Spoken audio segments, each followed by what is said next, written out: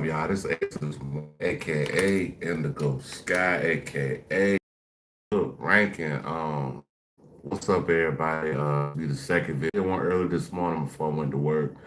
Just got home. Got to go do one more day tomorrow, and I'll be off for the next 5 again. So, just wanted to come and chill with y'all for a little bit until I gotta go to bed. But yeah, I want y'all to like, subscribe, share, definitely hit notification bell.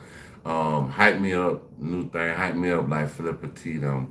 Um, if you like to donate to the channel or follow me on any other platforms, let me know.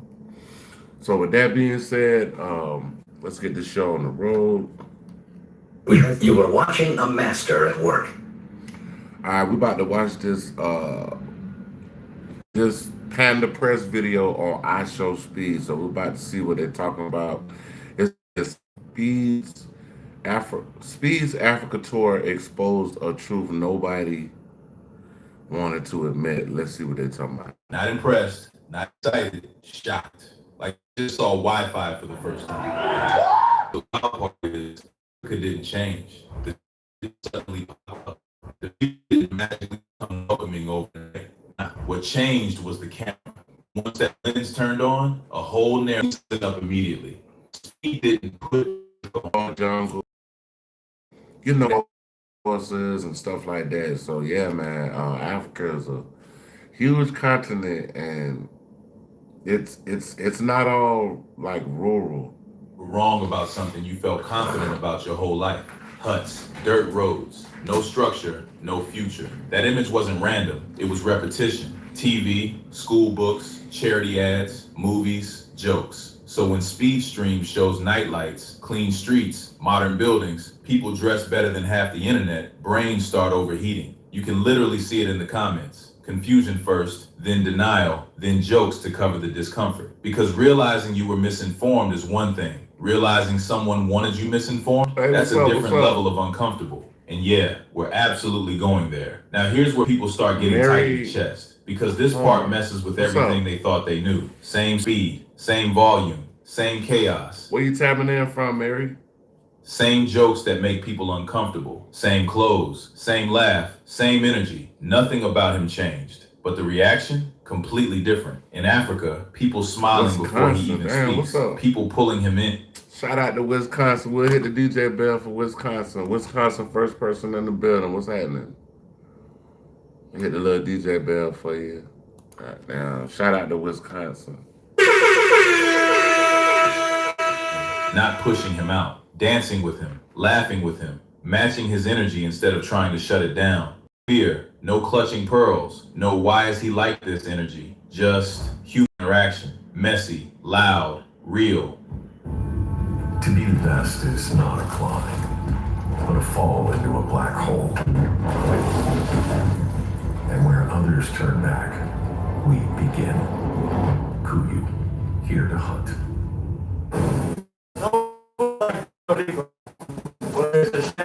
Menu or a local on the tape to Europe, and suddenly it's hostility, monkey noises, slurs, things thrown, people yelling at him from a distance. Yeah, so when he was in Europe, man, it was a lot of racism over there. I didn't think it was that racist in Europe, but apparently it is. It's a lot of racism, especially towards black people over there. I never knew that, but I mean, there's racism everywhere in the world, so it happens, man. But they saying when he went to Africa, he basically got a king's welcome. So, hey, I guess there's a difference between Africa and Europe. I'm pretty sure it is. It's like he's not even human enough to talk to. Like, bro, I didn't even see the KFC, bro. Who said that? Who said that? Who said that? Who said well? Who said that? Come here. Nah, come here, bro. Why you say well, bro? You leave my chat saying that shit, bro? Yeah. Why you say that shit?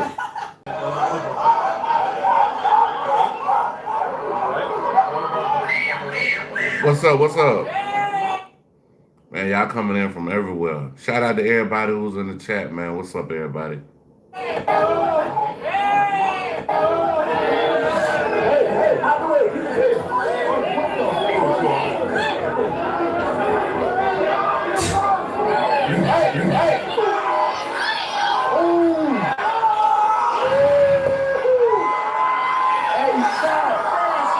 They threw a banana at him while he was on stage. That's crazy, bro.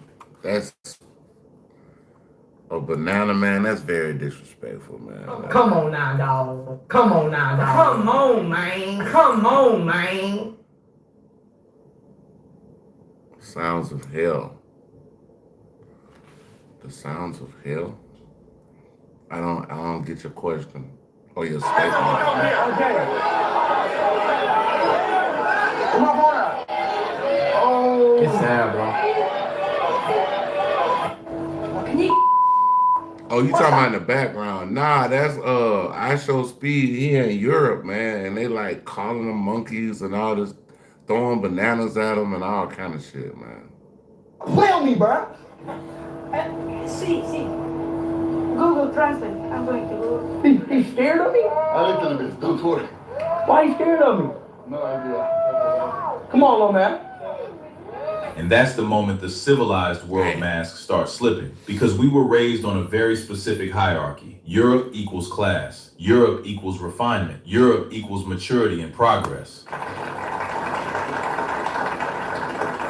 That's the mythology, but the footage didn't cooperate. No edits, no context tricks, just raw behavior. And it didn't line up with the story we were sold. And this is where people get defensive, not because they hate Africa, but because admitting Africa treated him better forces a deeper realization. It means politeness isn't about geography. It means advanced doesn't automatically mean humane. It means civilization isn't measured by buildings, but by behavior. And that's dangerous to admit, because if Africa was one... Bruh is the Martin Luther King of YouTube, bro. He gotta be the Martin Luther King of YouTube, bro. I'm talking about. You were watching a master at work. Warmer, safer, more welcoming in this moment than the ladder people thought they were standing on. It wasn't just shaky, it was upside down though. One day, man, not today, man. I had a long day. I worked 12 hours, bro. Hell, no, I need a smoke, bro. I need a smoke, and I got a stiff drink, bro.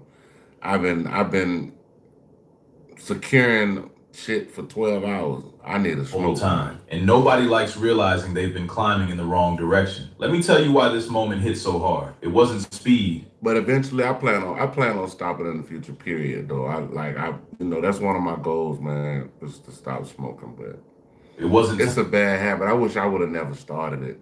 Timing. It was technology. Live streams don't lie. No sad piano music. No selective zoom-ins. No cutting away when things look too normal. Just raw, uninterrupted reality. That's why the comments sounded so stupid. That looks like Miami. That looks like Houston. They got cars? Yeah, they got cars in Africa. There are cars in Africa. Hey, what's up? What's up? Big stride. Big ride, big five ride, something. I don't even know what that means, bro. Bro. FI? What? Bro, what are you talking about, man? Bruh, listen to yourselves. And to the person in the chat. What? Bro, what are you talking about, man? No, I'm not gangster, man. Nowhere near gangster, bro. I'm not a gangster. I'm a civilian.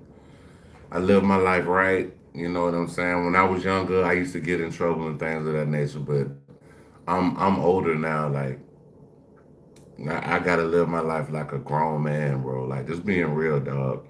It's too many people dying over so-called gangster shit. Too many people going to jail, like, for real. But appreciate you. Thank you for saying I look good, man. Appreciate you. Not curiosity. That's programming crashing into truth in real time. And the wildest part, Africa didn't suddenly modernize. You just finally saw it without someone controlling the lens. And once that lens is open, you can't unsee it. Man, this whole time, bro, they made us fucking think Africa was such a poor country, bro. Bro, y'all go to some places in Africa, that shit hitting, bro. I'm talking about, you might just break out into a little prayer. Hey, you too, B.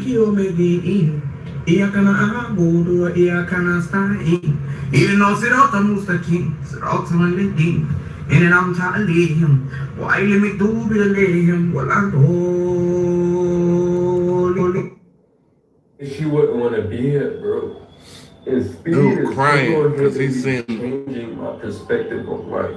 Hey, he got bro in tears. What the hell? Another kid in South Africa, Chad. Chad, where they come from, bro?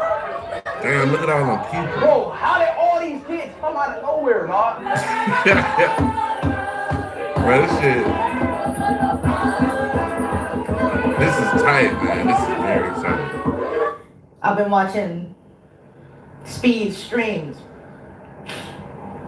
Damn, she and I'm crying seeing too. all the love that he's getting That's crazy. in Angola. He's in South Africa, and he's getting massive amount of love. And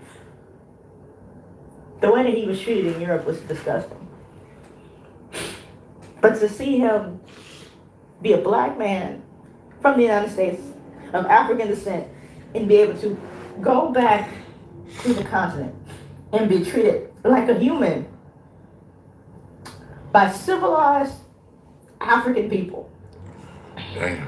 When we've been taught that Africa is primitive, that it's dangerous, don't go back, they have this, they have that. But to flip the script, it's people from all over the world. They do the same thing to.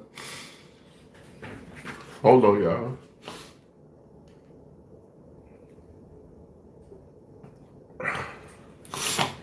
Yeah, man, they do the same thing to blacks in America. They got videos talking bad about us and shit like that. You know what I'm saying? Damn. I don't know if I should have did this one. They don't want you, they don't like you.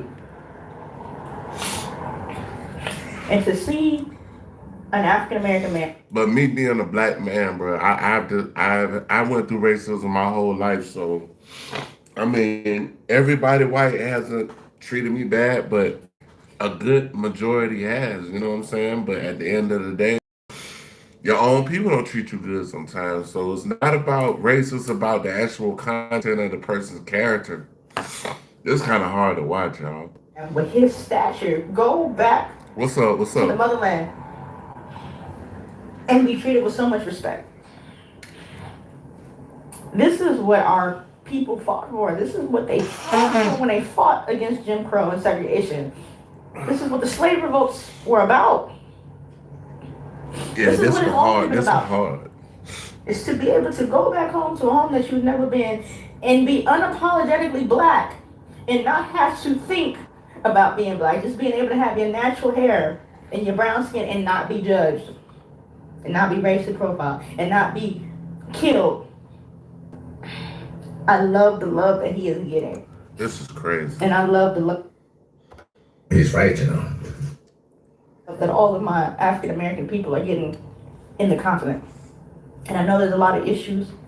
I know there's a lot of things that need to be worked out. But I'm so proud. I'm so proud. And I love that for him, and I love that for all of my people that are over there.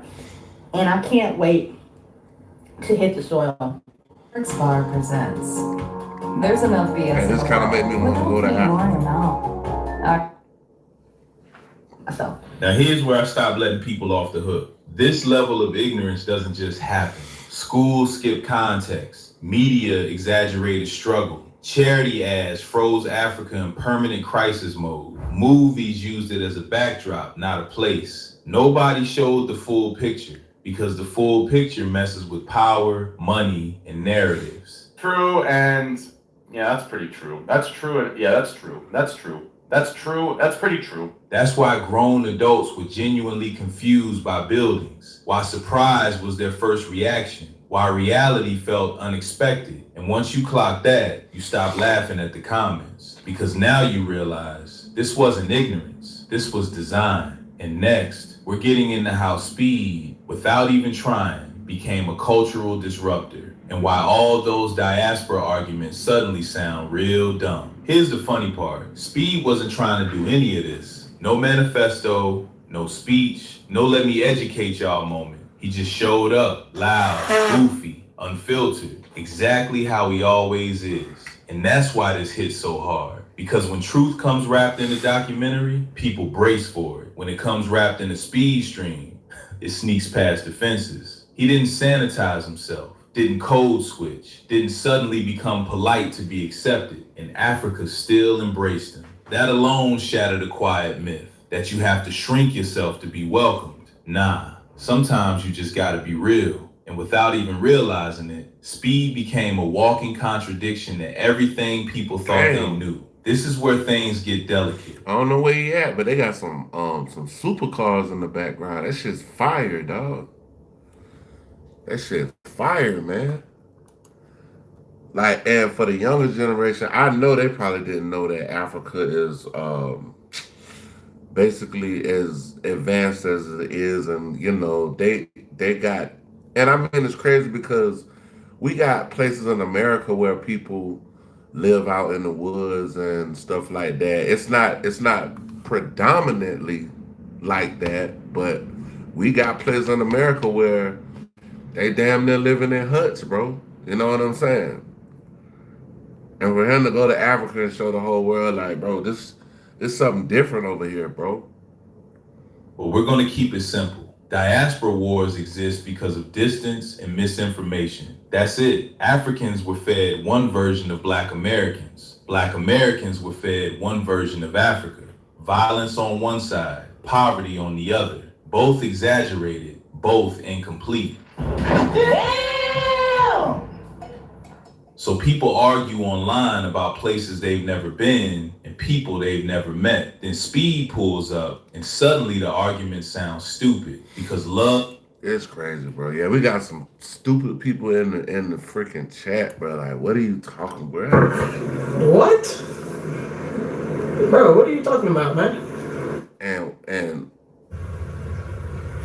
wait a minute. Who are you, cuz? Take your ass to sleep. Love in real life doesn't look like comment sections. People saw joy, curiosity, pride, shared humor, shared rhythm. And that's when it clicks. These wars don't survive physical presence. They only live online. Let's talk about this word nobody questions enough.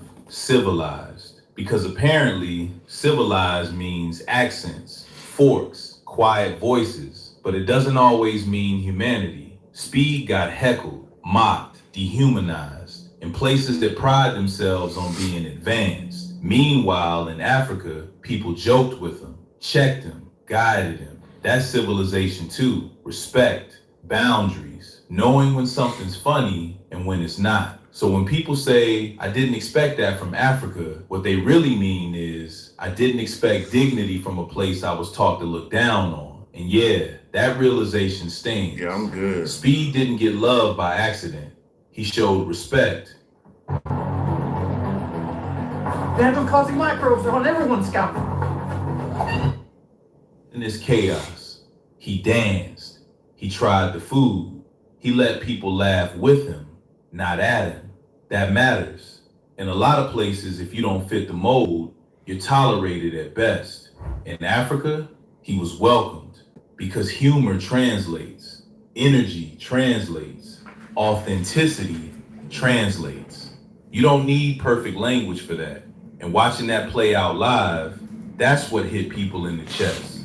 Not the buildings, not the cars, not the lights, the love. Bro, I love it, bro. I'm not gonna lie, bro. I love the love in Africa, bro. The energy here is crazy. I'm just thinking about this city, this country. You see so many beautiful things. It kind of makes you don't even want to leave, you know? It doesn't really want to, it really makes you don't want to leave. Here's the truth nobody likes admitting. Modern Africa is bad for certain businesses. It's bad for pity-based charity marketing, bad for savior narratives. Bad for the idea that progress only comes from the outside. Because if Africa is shown as complex, modern, creative, functional, then the whole we need to explain them storyline collapses. And that storyline, it makes a lot of money. I gotta do it, man.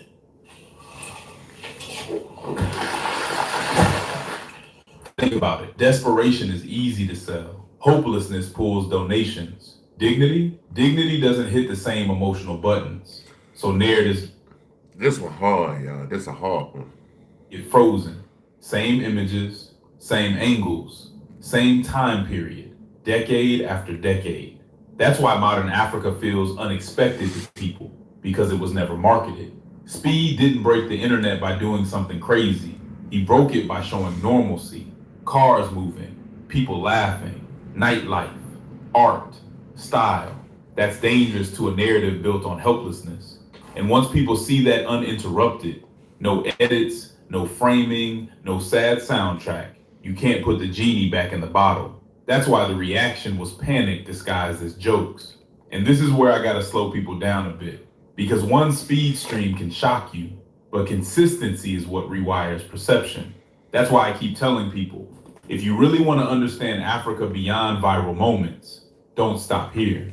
Go watch Wode Maya. The man's been on the ground for years, talking to people, showing businesses, showing everyday life. I'm gonna check him out. Wode Maya. Pity angles.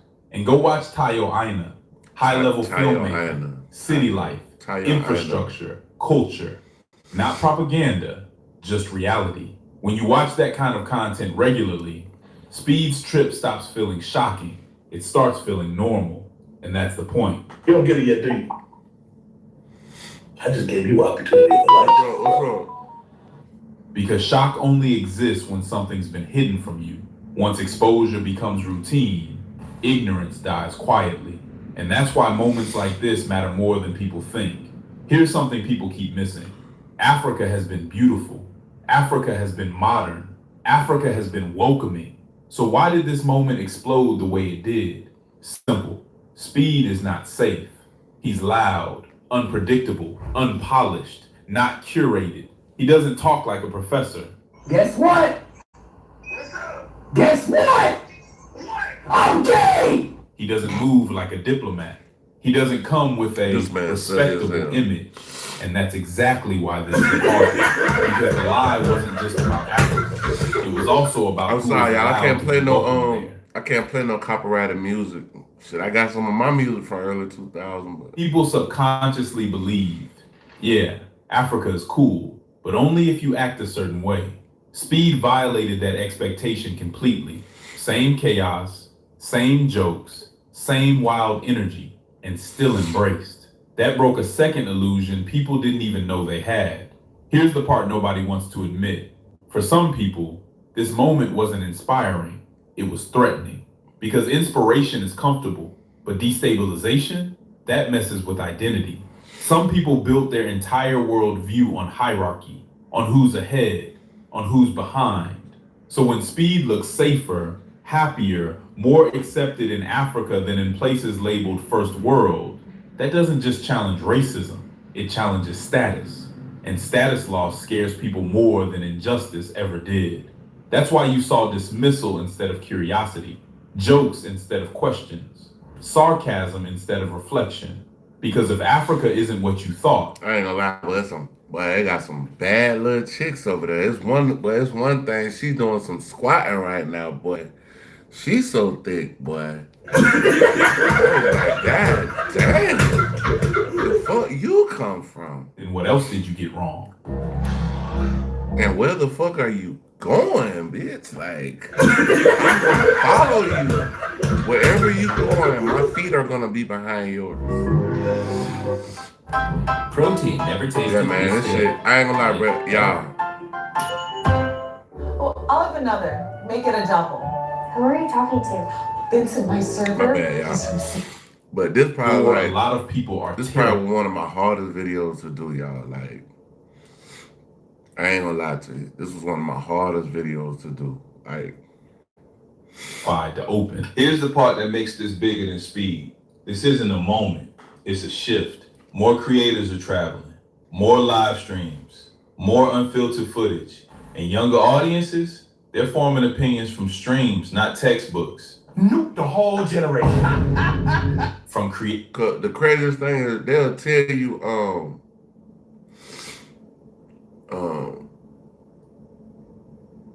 An Albanian rapper. I want to make it out of Albania. Send your music to my Instagram. Go to my Instagram, follow me on Instagram, and send me a message, and I'll check it out, man. I definitely check it out. I'm a producer, so I like listening to different, genres of music. So Creators, not news anchors. That matters. Because once perception changes at the entry point, you don't need to fight old narratives anymore. They just fade. Speed didn't start this shift, he just accelerated it. And the reason this video is important is simple. We're watching a global perception update in real time. No announcement, no apology, just exposure. And once exposure stacks long enough, beliefs don't survive.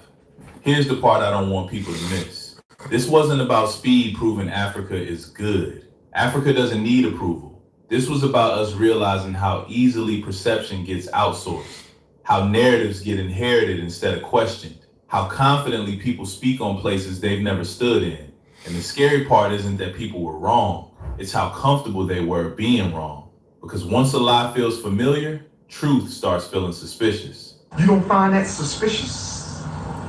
You don't find that suspicious? Speed didn't force anyone to learn. He didn't lecture. He didn't explain history. He just existed. And the lie couldn't survive that. And that should tell you something powerful. Sometimes the most disruptive thing you can do is simply show reality. That's why I keep doing what I'm doing, because of people like this right here. They keep me going, man. Without permission. And quick question. Be honest. No thinking too hard. What's the first thing that comes to your mind when you... Hold on, y'all. Let me see. When you hear the word Africa? One word, one image, one thought. Drop it in the comments. And if this breakdown made you think, go watch the video that just popped up on your screen right now. It connects to this way more than you might expect. I'll see you on the next one. Panda out. What? Hold on, y'all. Let me see. Let me go to let me see what they got. What been going on today? O'Shea got a couple joints. Let me see what he got rocking. Why Black Americans refuse to protest ICE shootings. That's a good one. It said Kevin Samuel hater just calls herself everything. I might want to watch both of them. All right, y'all. We going to O'Shea Duke Jackson, man. This one right here is way lighter than the last one. I know the lady lost her life and everything, but bro, that video right there, that was probably the hardest video I ever reacted to, bro. For the second day in a row, ICE has now shot somebody. On January 7, 2026, were named... The lady, rest in peace to her family. They said they already raised like $1 million, man. Y'all go over there and support the lady. She might have children. No sir, no sir.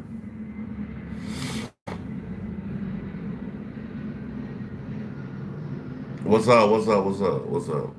It said, did you sent me something on Instagram? Oh, no, that's somebody else. Yeah, send the music on Instagram, bro. It says, did you run with the gorilla families in prison? No, sir. No, sir. I don't know if you're trying to be funny or I don't know. I don't know what that means, bro. Cole Good, a resident of Minneapolis, Thank you for the laugh. Was shot down. He was killed by ICE. And just the day after that, on January 8th, 2026, we have another shooting in Portland, Oregon. Well, they got shot. But this time it involved two people, not just one. One of them looked like a man down there. One of them looked like they kind of like, it might be like that right there. Oh, we talking about somebody else. Two more people done got shot. Oh, damn, they might be dead too. What the fuck? Two more people got shot by ICE in Portland. And y'all already, I don't know if y'all heard the whole press conference about the lady that I think she was in Minneapolis or whatever, and they unalived her and killed her. They already done made up some cockamamie ass story. I seen the video myself, bruh. the lady was not trying to harm that police officer. She was trying to get the fuck away from him, bro. And this man just grabbed his shit and I'm talking about like, bro, this is a human, bro. Like, what the fuck is going on, bro? Like, what the fuck, dog? What is he doing? He's beginning to believe. We you gotta go back, bro. You got a lot of my videos I don't be naming. If it's like a short, I'll name it. But when I go live, they know my little symbol, my cartoon, so they know my shit. That's my artwork on my page. I created that shit. But yeah, man, I heard about we did a whole video on the Minneapolis thing with the man, come on, y'all. Yeah, man, cut it out, bro. Cut it out, bro. Like, I mean, really, bro? Like, what the fuck? What? Bro, what are you talking about, man? Man, come on, bro. Don't come in the chat with all that goofy shit, bro. Come on, bro. This is some man. We gonna get you up out of here. You gonna have to go hug your mama's shadow, boy. Go hug your mammy's shadow for 86,000 seconds. Get the fuck out my line, nigga.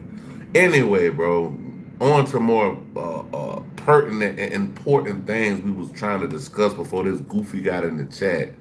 In Minneapolis, we already went over the story, and I just wanted to say when we was actually doing it, they had a counter.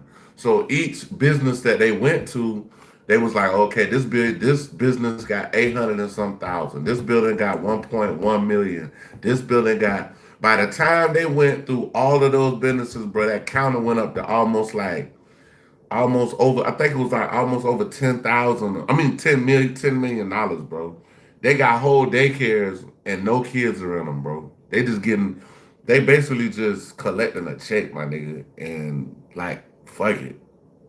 During a vehicle stop near Adventist Health Hospital in East Portland. Now, this is very similar to the vehicle stop that we saw in Minnesota, but these individuals, a man and a woman who were shot and later found by Portland police about 3 miles from the original scene, were taken to a hospital.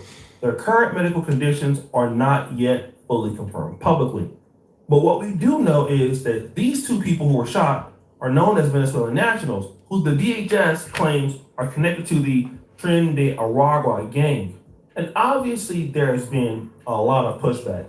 Just one day after the horrific violence in Minnesota, our community here in Portland was witness to a moment of fear, confusion, and heartbreak. Sit down to work on something. This is crazy. Your phone buzzes, and boom, you're gone for 15, 25 minutes scrolling right.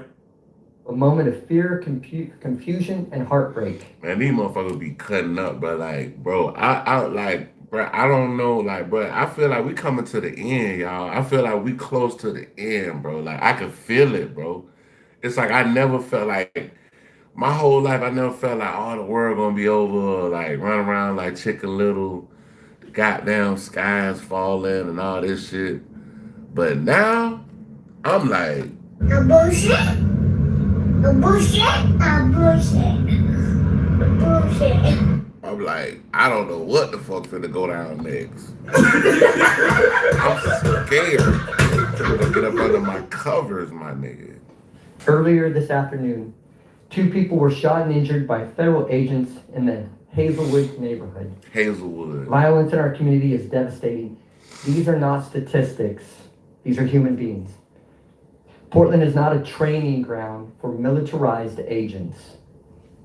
When the administration talks about using full force, we are seeing what it means.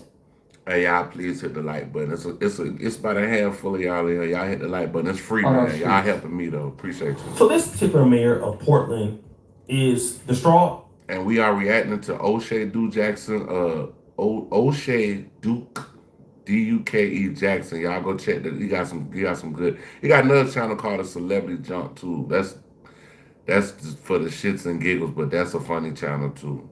Saying that his territory, which is the city of Portland, was here we go again, being abused by ICE agents. He's not mentioning the fact that these people are allegedly illegal. he never. Bro, is that the best you can do? Detroit, Michigan, I got some players in here. Hold on, let me get this goofy ass nigga out of my motherfucking chat, man. Sit your punk ass down somewhere, bitch. Yeah. Go lay an egg, motherfucker. Or mention that or preface that. Fuck out my goddamn chat. What's up, Detroit? What's up? This incident and tying it back to what happened in Minneapolis. What it do? Also, we are seeing protests. It's just been chaos. People. So I guess today everybody was off of work, so they had thousands of protests across the country today, y'all. Thousands, man.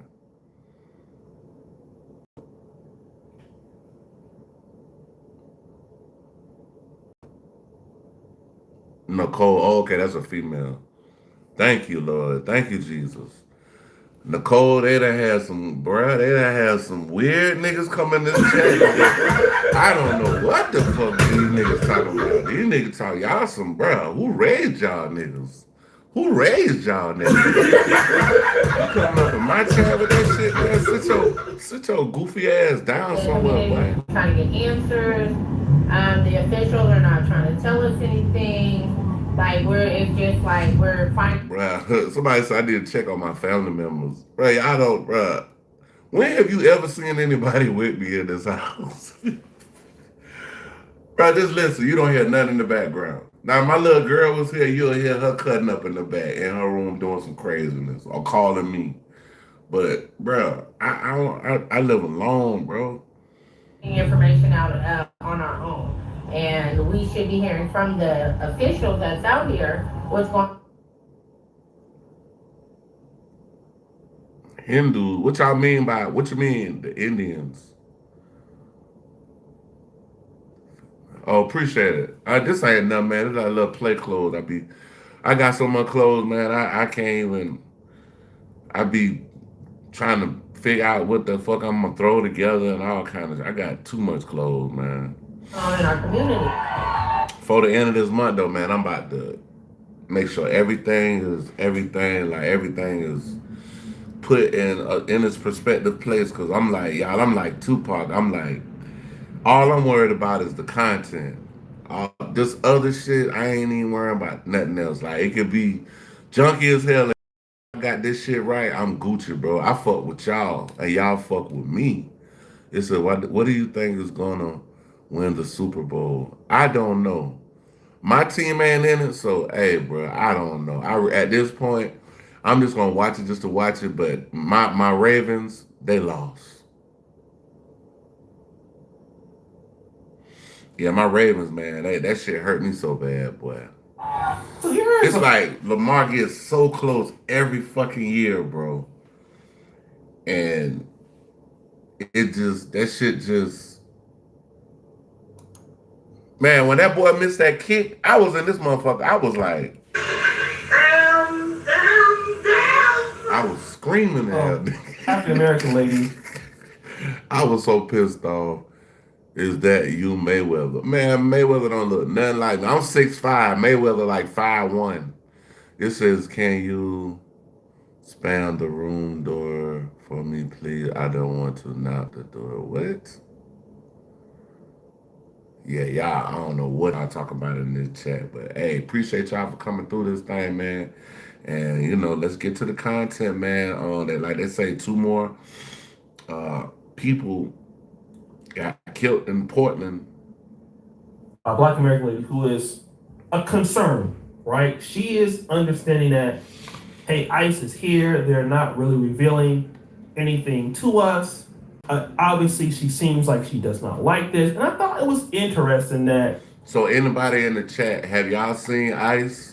I mean, in y'all actual city, have y'all seen them? Have they came to y'all city? You know, because Portland is not necessarily a black-dominated city or known to have very many blacks there, but they choose a black lady to interview on this particular subject when a Black American lady would have nothing to do about what's going on with an ICE raid. Check out these thermal winter gloves. This winter, keep your hands warm with these windproofs. Just look at the grip on them. Well, both of them doing Iceland. good, man. I got a 20-year-old daughter and I got a little 9-year-old. My 9-year-old, she doing good. My little 9-year-old, she like a little genius, man. She's smart. And I know a lot of people say their kids probably not. My little girl she freaking intelligent. They done skipped her a grade and all that shit. She's fucking 9. So I just thank God for my kids, man. I thank God for life. I thank God for y'all interacting with me. And you know what I'm saying? Ain't nothing but love coming from over here, y'all. That's it. Nothing but love, man. And then we start to see some holes in the ICE agents' arguments. But of course, as soon as it all happened, DHS had to come out and try to take control of the narrative, spewing that same nonsense without showing any proof that they were members of Come on, bro. Stop Nicaragua playing, and part bro. of another shooting. Stop playing, bro. Stop playing, dog. You doing the wrong thing now. You was doing good. Now you about to goddamn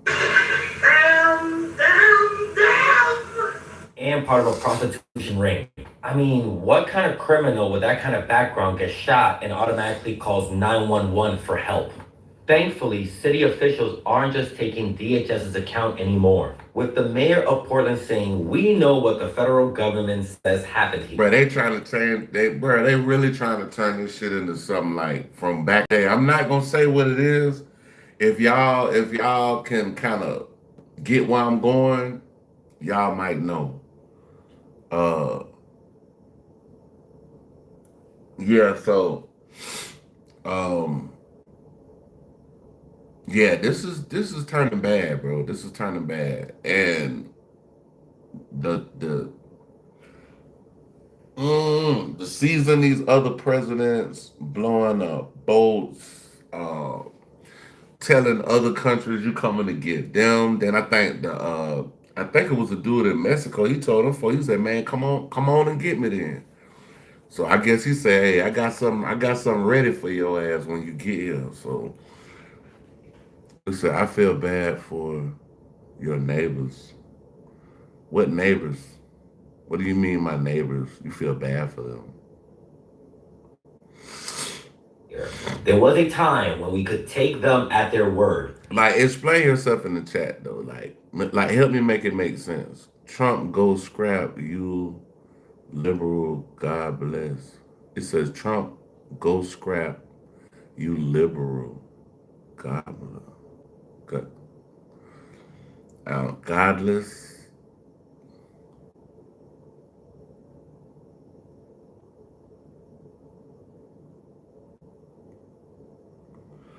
Yeah, you're I don't know, bro. Like you got some more shit going on, bro. What? Bro, what are you talking about, man? It says wait till ICE gets you. That time has long passed. So this man makes a very interesting point. He's saying Homeland Security must be lying because this person who was shot called the police, and then they called the police and they said, "Hey, listen, we've been shot. Can you come and help us?" And the police indeed came to help them. So what the guy is saying is, listen, why would a person who was in this Venezuelan gang call the police? That makes no sense at all. We want to call 911 right away. Hell nah, bro. Bruh, I got some shit in this motherfucker right now. If you come to my door playing around, bro, I got some shit that'll make freedom ring, nigga. Come to this door right here, bro. Come to this door right here, bro. I got some shit that'll make freedom ring, dog. I'm not gonna go get my shit right now, but yeah, man, bro. Stop playing with me in here, bro. Man, you come to this motherfucker, bro. I got my kids live here, bro. I'll knock your shit back, bro. I don't play, bro. I don't play, bit, dog. Like that ain't. My kids live here, nigga. Like what the fuck?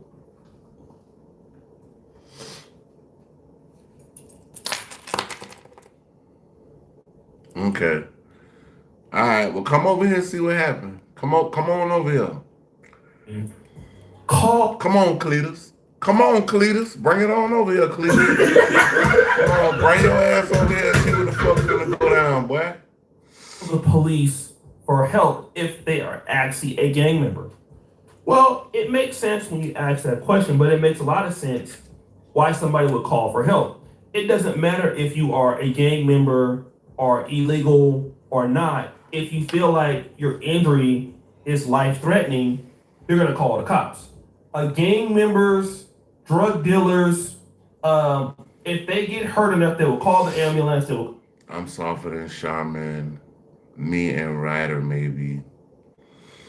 Bruh, is y'all playing GTA or some shit, bro? Like, what is y'all talking about in the chat, bro? What? Bro, what are you talking about, man? Call the police because why? They're not gonna sit there and just die, right? They're gonna want to preserve their life. If they get caught afterwards and go to jail, so be it. But they're gonna take the risk of preserving their life because you only get one life to live. So that argument is weak. However, it does make sense that, listen, the DHS could be just covering this up like they did with the Renee Good situation. And again, I watched the Renee Good video at least 15 times, and that could have went either way. Shit, Ryder gonna ride over here and goddamn, he gonna motherfucking walk back. Hey, Ryder, hey, you ride your ass over here, you gonna walk back. I promise you, bro. It's a liberal, bro. You can't even spell liberal. You can't even spell the word, bro. Spell liberal the right way, bro. The fuck? Problem with her is that there was a guy that was close in her vicinity. She refused to get out of the car, and she tried to drive away. All she was doing was backing away. Like, bro, the lady turned the wheel this way. I'm here. She turned the wheel this way. And goddamn. Oh, I know, right? Come on, bro. Come on, big dog. That man can't even spell liberal, bro.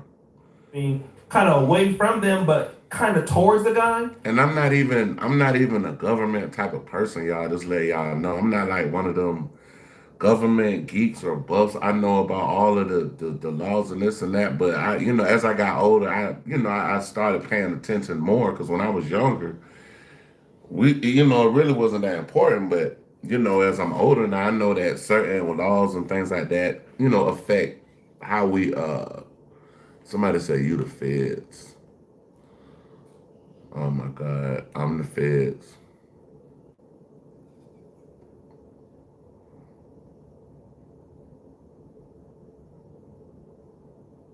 No, she dead, bro. They killed that woman, shot. They shot. I think she got a headshot.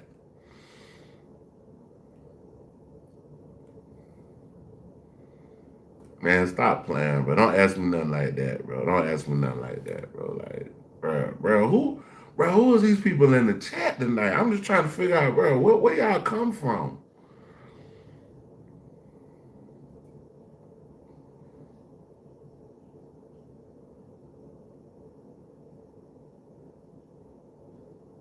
And that's what happened. And see, that's the thing, bro. We got people in here making fun of the lady's death, and bro, that shit ain't funny, bro. That could have been your mama. That could have been your sister. That could have been anybody that you know, bro. It ain't no fun when the rabbit got the gun. I see. What if you turned the TV on? That was your mama they killed. See, he trying to be funny. She caught a head tap, bro. That's not funny, bro. Like, bro. See, you would be the main one hollering when you get shot, bro. Screaming and hollering. Yeah. All right.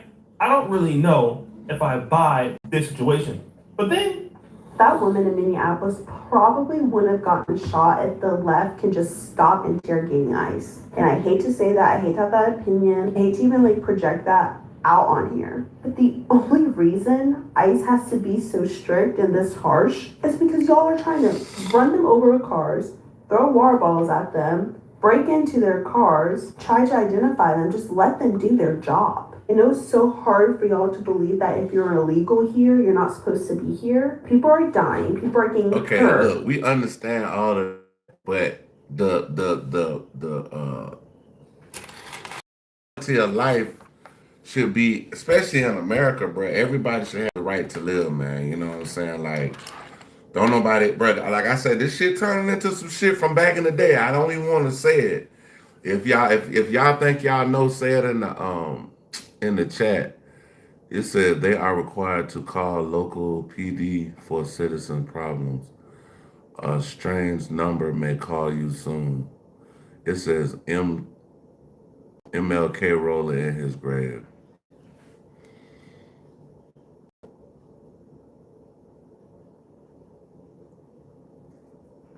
Yeah, I mean, bro, at the end of the day, bro, like, I don't care if they, okay, first off, the law is come into the country the right way. Okay, we got that. We got that part. But when you get into the country, bro, it shouldn't be we treating you bad. I mean, at the end of the day, bro, like, the best thing to do, send them back to their own country and give them a chance to come back in America the right way. To me, that's how I feel. Now, y'all might feel some other shit. We got some goofies in the chat right now talking about head taps, picking at the lady's death, bro. It's not funny, bro. This shit ain't no joke, man. Her life is gone, bro. Her life is gone, bro. What if she got kids, nigga? What if her kids had to watch that video of that police officer shooting her, bro? That ain't cool, bro. And she was an American citizen. So while you around here making jokes and shit, bro, it could be your people next. So just watch that shit, bro. And I'm finna play a song for y'all, bitch, nigga. You wanna argue? You wanna argue? I can't argue with you. You mad? I can't argue with you. No. Look at you. Look at you. You mad? Look at you. You big man. Big man, ain't I'm happy. Leave me alone. I'm happy. Leave me alone. This man said air lover.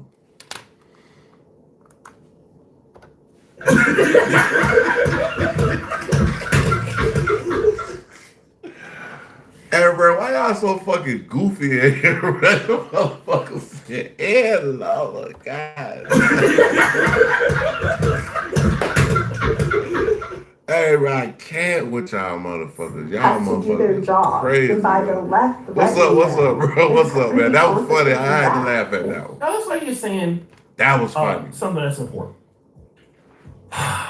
Why can't they let these people do the job? And again, my condolences go out to the... Get up in the morning before you talk to anybody.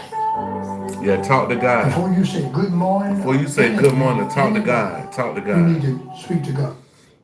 Condolences go out. But that's where y'all got it fucked up at. Y'all get up and just do whatever y'all want to do. Y'all don't want to talk to the Lord, man. That's why a lot of us fucked up how we is now. We only call on God when we get in trouble.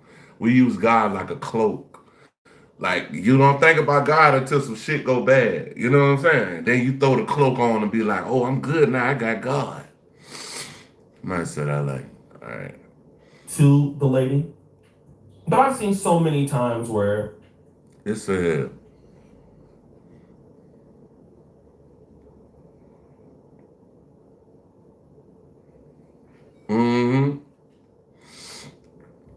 these ICE officers who people are saying, you know, they're destroying everything.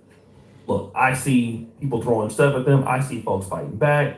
I see campaigns where you have citizens hiding immigrants.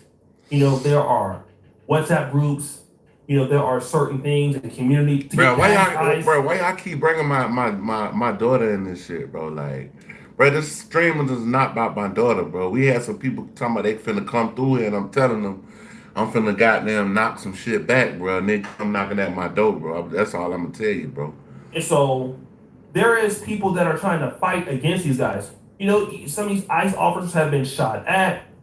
So the reality is this: if people are going to comply, if people are not going to be in the way of these guys. It's easy to argue that you guys are not letting them do their jobs, especially in these cities that are sanctuary city-like. Now, what am I talking about? If we look at what is going on in some of these sanctuary-like cities, if we look at what's going on in like,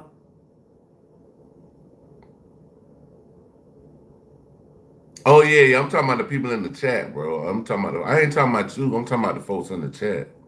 like cities like Portland or even Minneapolis, unless it's I ain't got no stalkers or nothing, man. I stay out the way, but you know, us being in media or being on, you know what I'm saying, these lives and things like that, you got people that come in here and just type anything. Half of them probably 75, 80% of them probably kids just with a fucking phone in their hand. Oregon and Minneapolis, let's just say Oregon and Minnesota in general. These are some of the most strongest sanctuary states in the United States. Since 1987, Oregon law has limited state and local government and federal immigration in. What? Bro, what are you talking about, man?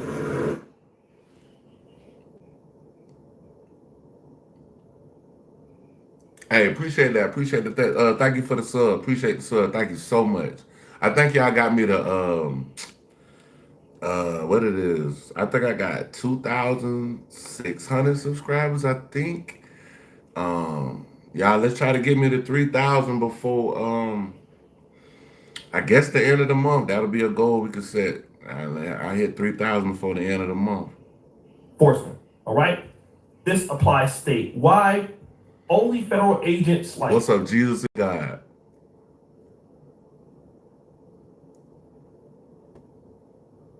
Not my proudest goon. Told you guys he's scared to. It's called. Bro, if you don't sit your Sigmund, bro, I say this goddamn psychology. Man, if you don't sit your Sigmund Freud looking at it, goddamn, wanna be Einstein looking at it, goofy as fuck, bro. It's a gang member and criminal. It said this guy's a gang member. I'm not no gang. Why y'all keep saying I'm a gang member, bro? I'm not no gang member, bro. I don't do gangs, bro. I'm a civilian, man. ICE or Border Control can enforce immigration law. And the reason why or in Minneapolis is because there are legal protections against local immigration enforcement. So Oregon local immigration enforcement cannot take them out. So that means the only way they can be deported if you get to Oregon is if you get ICE, all right? Very similar to what you see in Chicago. The city has immigrant and refugee support services. So back in the day, I ain't gonna say back in the day, they call them sanctuary cities. And where I live, man, sit your goofy ass down somewhere, bro. Oh yeah, sanctuary cities. And Atlanta was one. Because the first time Trump was a president and he started deporting people, our mayor made she did away because we had ICE. We had ICE in Atlanta, and she disbanded of ICE. So the whole ICE program was shut down by the mayor when Keisha Lance Bottom was the actual mayor of Atlanta. Damn! So you have community organizations that help with, get this, housing, legal aid. Bruh, do you got anything else to do tonight, bro? Do you got a female you could lay down and talk to? Like, damn, bro, I know your girl. Like, damn, I want this nigga to leave. Like, bruh. Yeah, get him out of here. Get him out of here. Like, get this guy out of here. Employment, all right?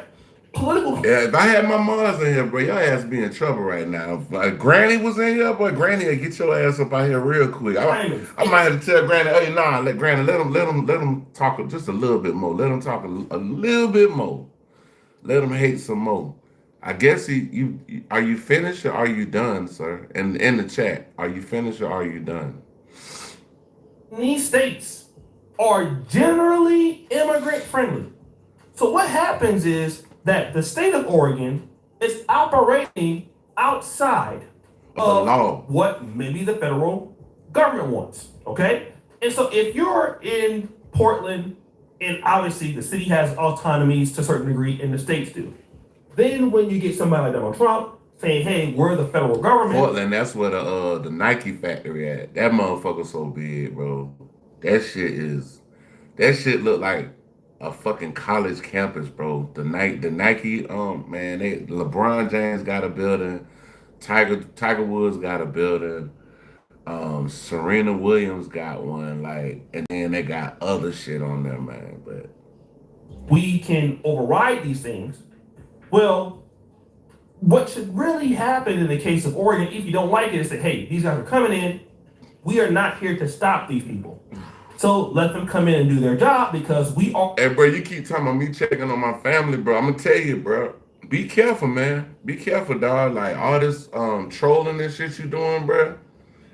They might have to check on your ass. Why you in there? They might have to check on your ass. So keep it up. Keep it up. Part of the United States of America. That's a single if mother. If you do not want to be a part of the United States of America, what we should do is we should vote ourselves out of the union and become an independent country called Oregon, okay?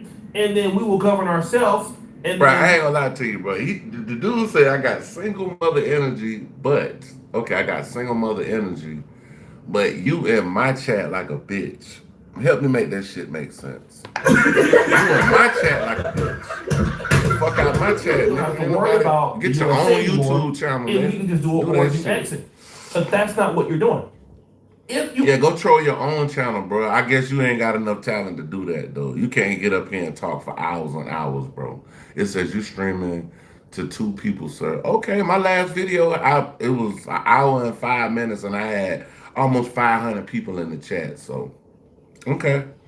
Oh, it all add up. When I stop this video, you're going to see how many people was in here. So you can come back on the next video and laugh at that shit. Laugh at that, bro. Or housing illegal. I bet if I stop the video right now, I bet you at least I had 300 people in here. Fuck is you talking about? Especially Venezuelans. And we already know what happened with the president of Venezuela. Nicolas Maduro was just captured by the United States. Struggle to read. And so now you have some of these. Bro, you got motherfuckers in here trying to spell the word liberal and got a U in it. Like, what are y'all talking about, bro? I can't read, motherfucker. You can't spell. Guys hiding out allegedly in Oregon. And if they're illegal, it doesn't matter because even if you're giving them opportunities to be there, the federal government is saying that they should not be there. And that trumps. There is a tendency, guys, to try to get Black Americans to come in and stand with these immigrants. And this is one of the reasons why. Yeah, just keep texting, bro. By the public, and you're seeing now. Yeah, just keep, just keep texting, bro. We ain't gonna read no more of that bullshit, bro. I got shit to do, man. I got shit to do, man. I ain't gonna read that shit no more, bro. Sit your ass Black community say, hey, listen, we need to stand up for these immigrants, right? And then here's a reason why Black people. What's the secret to peak health? Get started at noon.com. Are you looking to watch X-rated movies? I recently found the best app that lets you stream they tons still of type. Oh. People are saying no. Now that the same president is being used. Hey, y'all. Okay, he said, hold on, let me see. He's still typing, y'all. He there. Hey. What is he doing? He's beginning to believe. He's beginning to believe. Right now on non-Black citizens. Now people want to cry foul. These targeted vehicle stops, these federal agents acting with. Hey, bro, when you say you on my head, bro, please say pause after that, dog. Pause after you say you on my head, bro. Like, that don't sound full authority. The immediate claims of self-defense before investigations. These that are don't not sound new good, practices. dog. They're just being applied more broadly now. I don't want to hear nobody complaining now. Don't complain now. Do not complain now. See, the outrage is not about injustice. The outrage now is about proximity. Tariq makes a good point, okay? Hold on, We're talking about proximity. let's run These that are back. not new practice. Let me hear what he said. These federal agents acting with lethal authority and the immediate claims of self-defense before They got impunity and immunity. investigations. These are not new practices. They're just being applied more broadly now. I don't want to hear nobody complaining now. Don't complain now. Do not complain now. See, the outrage is not about injustice. The outrage now is about proximity. Tariq makes a good point, okay? When we're talking about proximity, I want to talk about the killing of Irina Zarazuzka, okay? This is August 2025, and she got, obviously stabbed in the neck by a black man, Carlos Brown Jr. I remember the this. reason why this was taken so seriously by white America is because it was too close to home, all right? This lady is a Ukrainian. A black guy, Carlos Brown, stabs her, kills her on this train. The metro train. For many white people who are not necessarily so concerned about a Ukrainian refugee being inside of the state, Still texting, bro. White, Still texting. You still and here? this could also happen to me. Now, what Tariq is saying is many times we have warned a non-black all the time that this, especially the Hispanic community, for the most part, Somali community, and now what's happening is now y'all are getting y'all's turn in these procedures of stop and frisk, harassing people. Black has usually been the only ones getting that, and now you're getting it.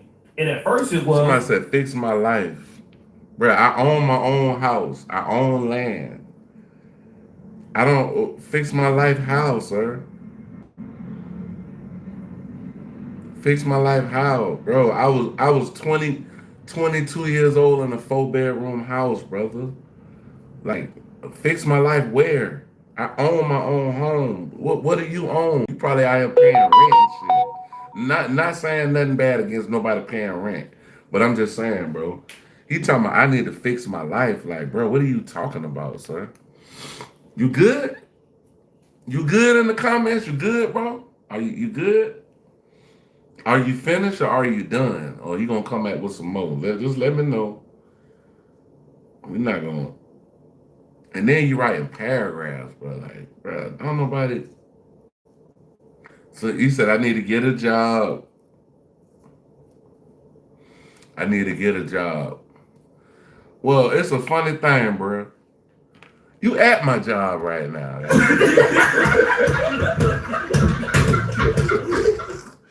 You're in the office with me, sir. What are you talking about?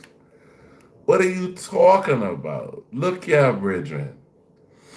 You've been the only ones getting that, and now you're getting it. And at first it was, well, you guys don't know how to follow orders. This is what you guys get. You guys are not educated. You come from all these single parent homes. Now what we're seeing is coming toward other people. And so now what is happening towards the Hispanic community, now what you're hearing is, well, we all need to get support. Bruh, you're making zero money. You're making zero money doing what you're doing. Who goes on the internet and get up on a nigga video talking dumb, bro? Like, what are you talking about, sir? You good? You all right? You good? It says, are you black? Am I black? Now I'm Haitian. I'm Haitian. Yeah, I'm Haitian.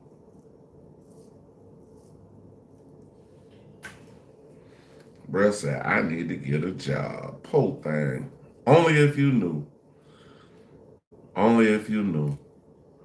And that's our problem, y'all, as people, man. We're too afraid to hop out the window and get our own money and stuff.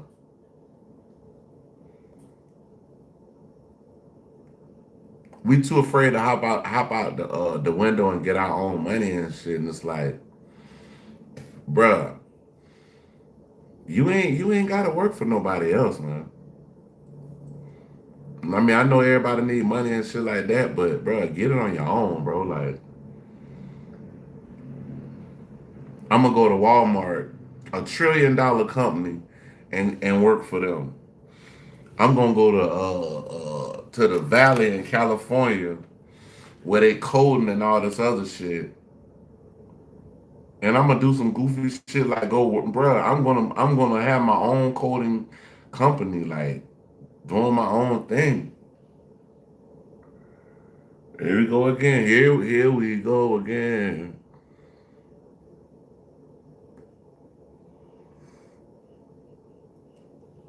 It says you sound like a single mother. Yep.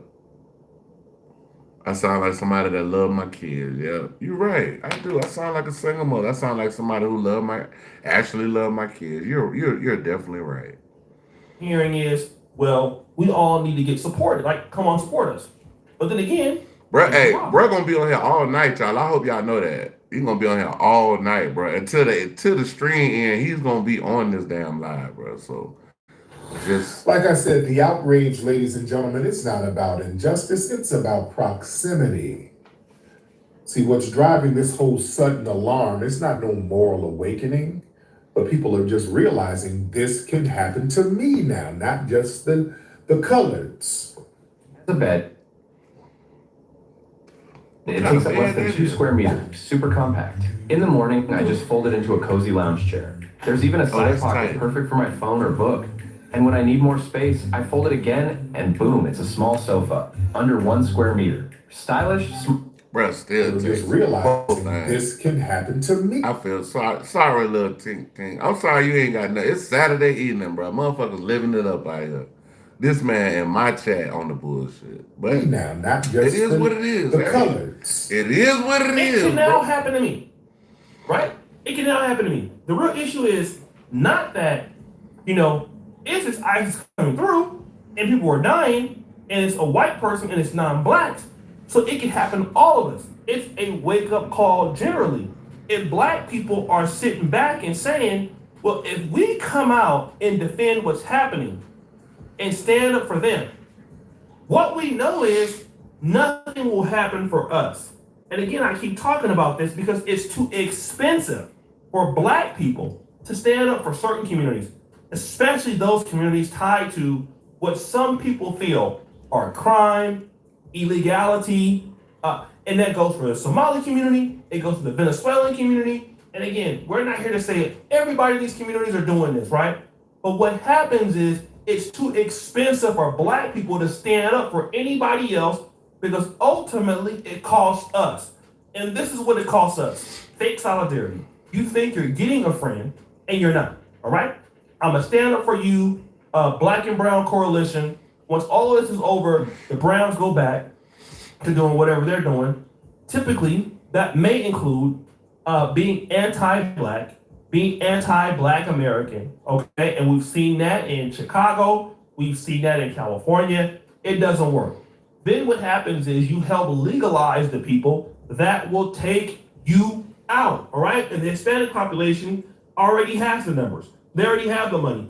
Standing up for them, you know what you're gonna get from them in the beginning, which is nothing. And so standing up for them just helps them bring more people over, and then they remove you out of the equation. And like Dr. Carl Anderson said, we used to be the number 2 minority in the country. Now we're number 4.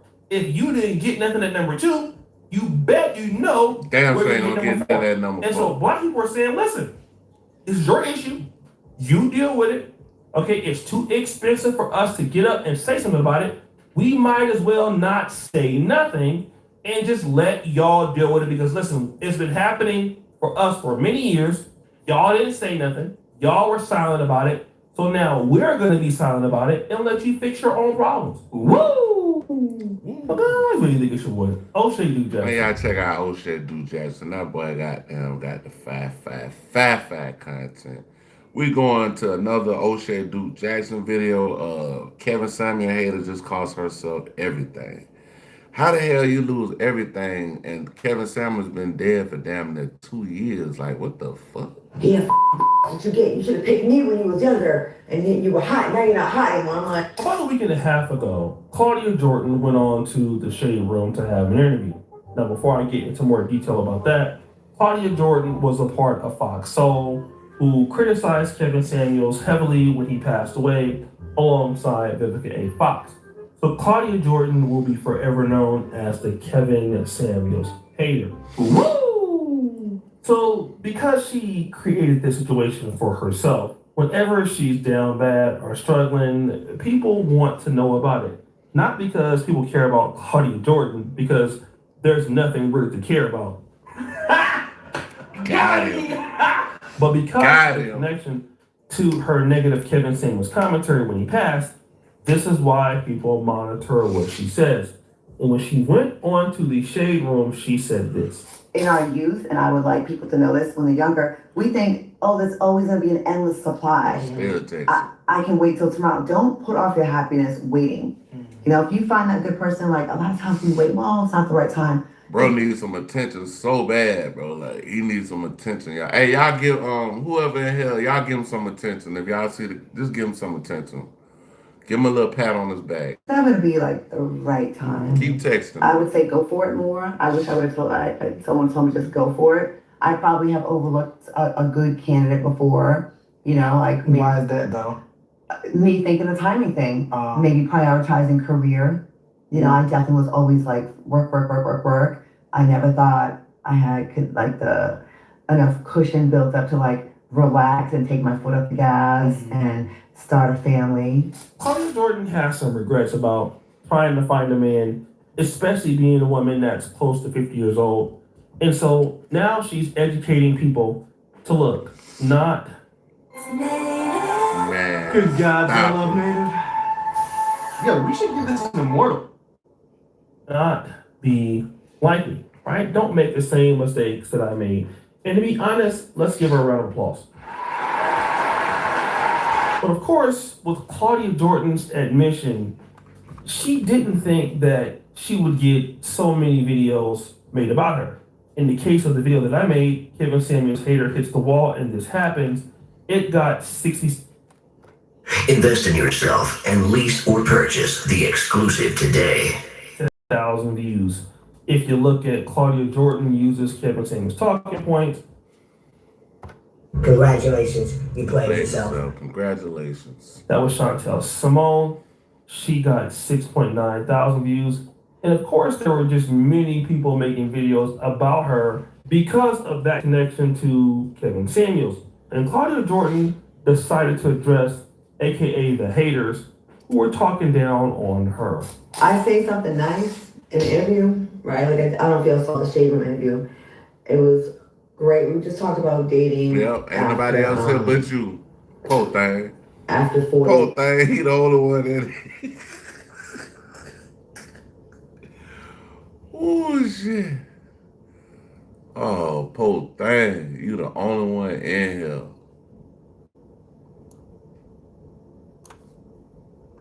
Yep, you the only one. Poor thing.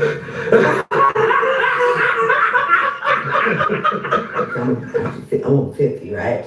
But that was the series, so. And I just gave some real, talk about what would you tell your younger self? I'm like, that if you want to always have so much time, if you want to have kids and get married. Bro, hey, bro, so desperate. He watching how many people in the chat, like. I never was really dying to have kids. I did. Hey, bro, watching bro, hey, hey, man, hey, bro, you need a job, dog? You need a job, man? Yeah. You can be my number watcher. You get here air live. Tell me how many people in once in my life, and I did for a very short amount of time. I also had someone propose to me. Beautiful, job, so beautiful ring, right person. Right ring, wrong person. And I've been asked a few times, whatever. It just gotta feel right. Like things gotta, just asking ain't enough. Like things gotta be right in alignment. So she's talking about the interview and the fact that she got married before, she's had opportunities to get married again, but it was never the right time, right? And she's even talked about her marriage. Man, we gotta type in chimpanzee in the chat, y'all.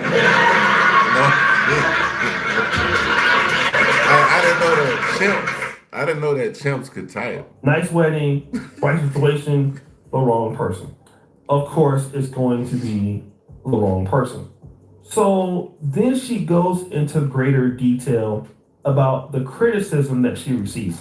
I said some great things on Man, I'm talking about a monkey that could type. Wow. I'm talking about that's crazy, bro. Like I never knew. I never thought it would happen. But they so stupid, they still type. They so goddamn Bitter ass slow. men made all these think pieces like, yeah, Kevin Samuels was right, and you should have settled down when you were younger, and now you hit the wall, and like they took that part of the message, which wasn't even what I was saying. Is he back? Is he back? Younger women. Come on with some more? And men, actually, because men fumble great women all the time, too, thinking they have time, right? They didn't say anything else about all the great things I said. They wanted to make it like a, you know, Bro, you gotta be either.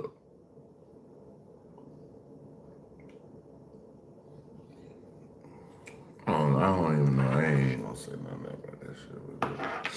Let's keep going and see what Claudia talking about. Let's see what this chick talking about.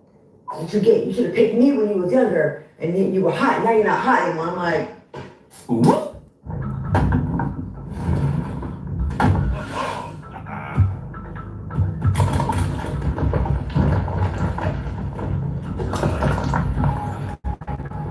I don't know why I like watching that. I'm like, woo! Here's what Claudia Jordan is trying to paint the picture as. She's saying that all these black men who are coming at her negatively are just upset because, you know, she didn't choose them, and now she has hit the wall and, you know, calling her all kind of names and things like that. They say you're the only viewer. All right, then. Well, let's get you up out of here. Go hug your mama's shadow for 86,000 seconds, and we'll holler at you tomorrow, man. I don't know. We had somebody here, bro. They was just going crazy in the chat, bro. I don't know what the fuck they had going on. Let me just say that might be true for certain people. I'm not sure where she saw that at. It was people roasting her in the comments, but I don't understand why Claudia Jordan believes that people are like making fun of her because she didn't give us a chance. Bro, it's like, and I mean, she's not a bad looking woman, but I feel like at the end of the day, bro, like she picked over so many men that could have been something good to her that she picked her way out of any kind of long-term relationship that could have been started years ago. That's how I'm looking at it. I'm looking at it like she picked around the good guys, and now she can't find nobody, and nobody is willing to put up with her bullshit because they really know what the fuck she about. So it is what it is, man. Stop the cap. Claudia, no, honey. I mean, you're a very beautiful lady. Don't get me wrong. You're still. Like I said, she ain't ugly now. She's beautiful. I mean, planetoshare@gmail.com if you wanna, you know. I'm just kidding. I don't want to get hit with a Tyler Perry lawsuit. Woo! But Claudia, it's not that people are upset that you didn't choose them. No, we don't care, and that's an easy thing to say when you don't want to talk about the truth. Claudia, nobody is really trying to check for you or upset about, you know, what you got going on, boo. The reality is that you were still not accountable for why you couldn't find the man that you wanted. And when black men heard you make up a BS excuse, this is why black men came after you. I will say specifically with black women especially, I feel like we don't really have the luxury to think that we can kind of take time off like that, you know? And I specifically say black. Bruh, ain't nobody, bro. We living in the real world right now. Ain't too many people can take off right now. Everybody got to have a fucking job at this point, bro. It ain't like the 80s or the 70s when one man could go to work, come back, and provide for his whole family. I'm talking about 5 and 6 kids. One man got a job. The woman stays home. And, bro, we don't live in those times anymore. That's like, that's some That's some Disney shit now, bro. Like everybody in this motherfucker gotta have a fucking job, bro. Like I don't give a fuck if it's you opening up a YouTube page or it's on. What are you talking to? Sir? There you go again, bro. Man, stop playing, bro. Get out my channel, bro. Like, what you got going on, bro? Like, I mean, for real, though, what you got going on, big dog? Like, you good, bro? Are you good? I just banned this man on my line. He went and came from a whole nother account to come here. Like, bro, some of these niggas is goofy as fuck, bro. Like what y'all got going on, bro? Like, it's Saturday night, bro. You supposed to be hugged up with a fine little, pretty little thing with pretty feet and nice lips and hips and shit. You under my chat. What? Bro, what are you talking about, man? Yeah, man. Yeah, he probably gonna come back with under another damn what do you call it? Another what you call it? We have the luxury to think that we can kind of take time off like that. You know, and I specifically say Black women because like we're usually the backbone of everything. You know, not even just with our families, but with our friend circles. Like it's always something for us to do. We're always taking care of somebody else. Now, Cardi Jordan makes an excuse that is unacceptable. What are the reasons why she never, quote unquote, this dude, I think he got like 1,000 different pages or whatever. I'm so busy working and doing things for everybody else. Yeah, I think he got like 1,000 That's different the pages. problem with Black women. I ain't gonna lie, I had a little young dude, I think he was like a little teenager or something. He was probably about 18, 19, but man, he was in here and we was banning this nigga out the chat. This motherfucker came back so many times. That shit was too funny, bro. We was dying laughing off that shit. I mean, you know, yeah, my moderator, my mom, my mom in California, Granny, she'll goddamn block your ass. See, brother, I told you he back. Always looking out for the world. And like that, he's back. And he don't even, bro. The funniest thing about this is, bro, the man don't even know, bro, like, what you doing is actually, bro, I ain't even gonna say it. I'm just gonna let him keep fighting. Come back again, bro. Come back another time. Why I didn't find a man because come back some more. I just didn't care about the guy because I was so busy working, and then I was filling the void for And that's another thing. All y'all females or males out here, when y'all just want to just work and focus on your career, that's cool, bro. But don't work so much on your career that you don't have a life outside of, you know what I'm saying? You don't have a life outside of work, because it's like, if all you do is work, just say you work a job 30 years and they fire you. We talking about Claudia Jordan talking about she basically done hit the wall and don't nobody want her right now. And she was the main one talking shit when Kevin Samuels died. Hey, thank you. I appreciate you for coming in here, man. Bro, I had like a 30-minute stint. It said being poor, Black, and unsuccessful. What does that mean? You gotta go too, bro. Hold on. Yeah, you gotta go too, but I don't know what you talking about. You gotta go to.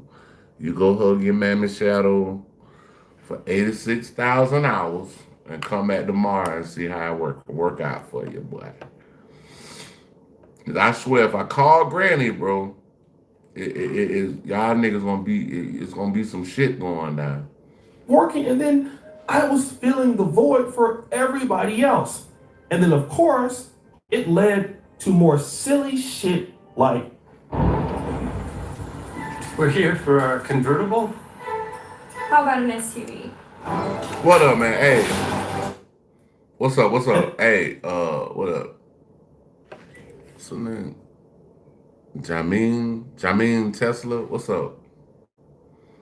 Oh, drinking a little bit of cognac, man. A little bit of cognac. And of course, it led to more. Thank you for just asking me a regular question, because we had some people in here, bro, that was like, I don't know what the fuck they was. I'm looking at these folks like, what? Bro, what are you talking about, man? That's how I'm looking at him. Like, you good? It said why miniatures? Silly shit. I don't know. I just buy a whole bunch of them and keep them in stock. You know what I'm saying? Buy like couple sleeves, about two or three sleeves of them, and just have them on deck when I get online and when I have a stiff drink. I just work 12 hours a day, man. 12 hours, and I was ready to get home and oh my God, bro. See, you tripping, bro. Get off my damn live, man.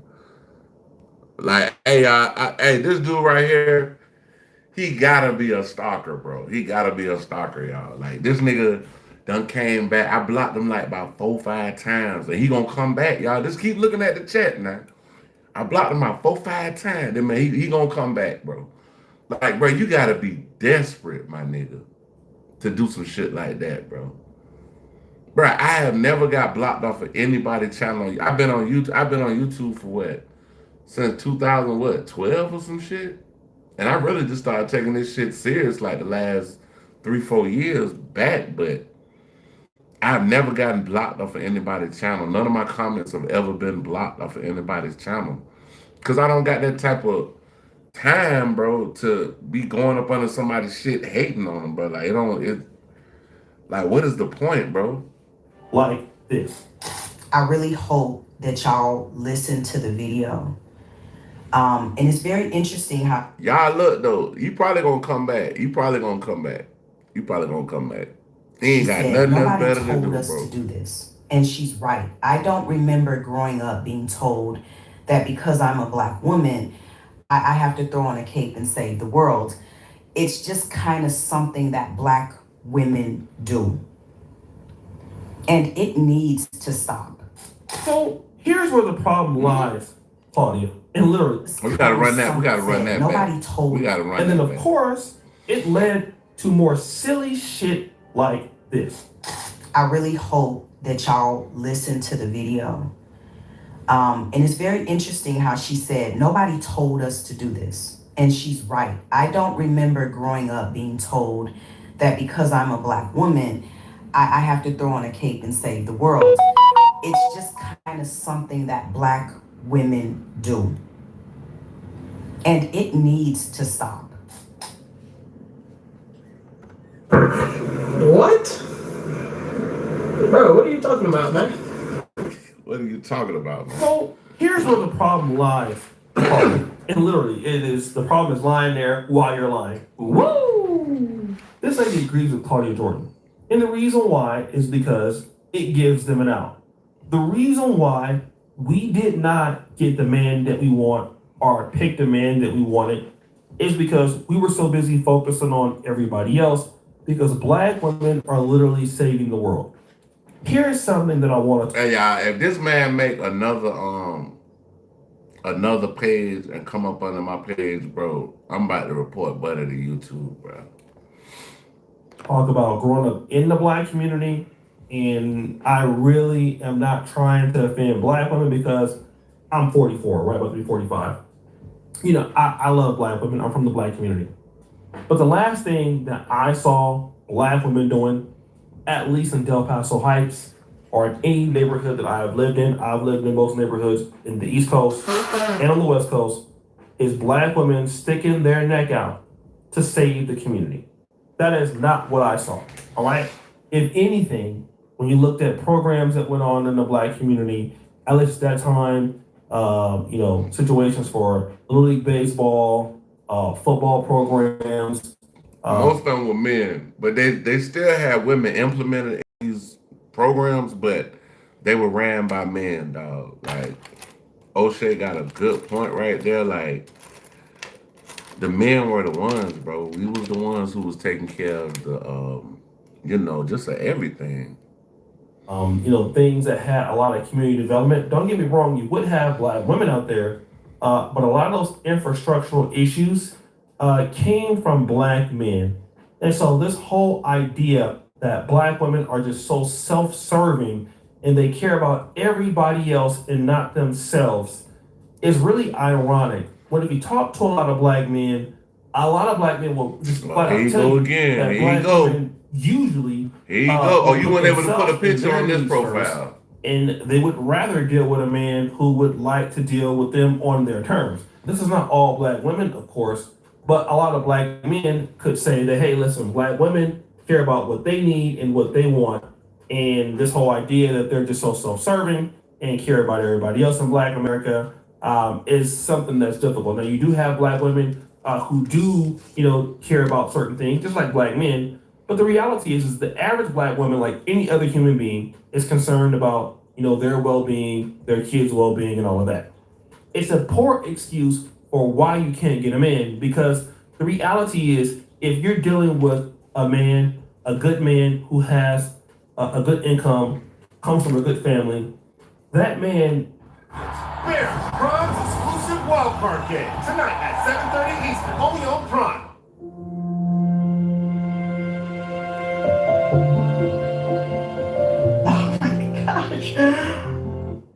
Man automatically can help you more than the people that you're trying to help.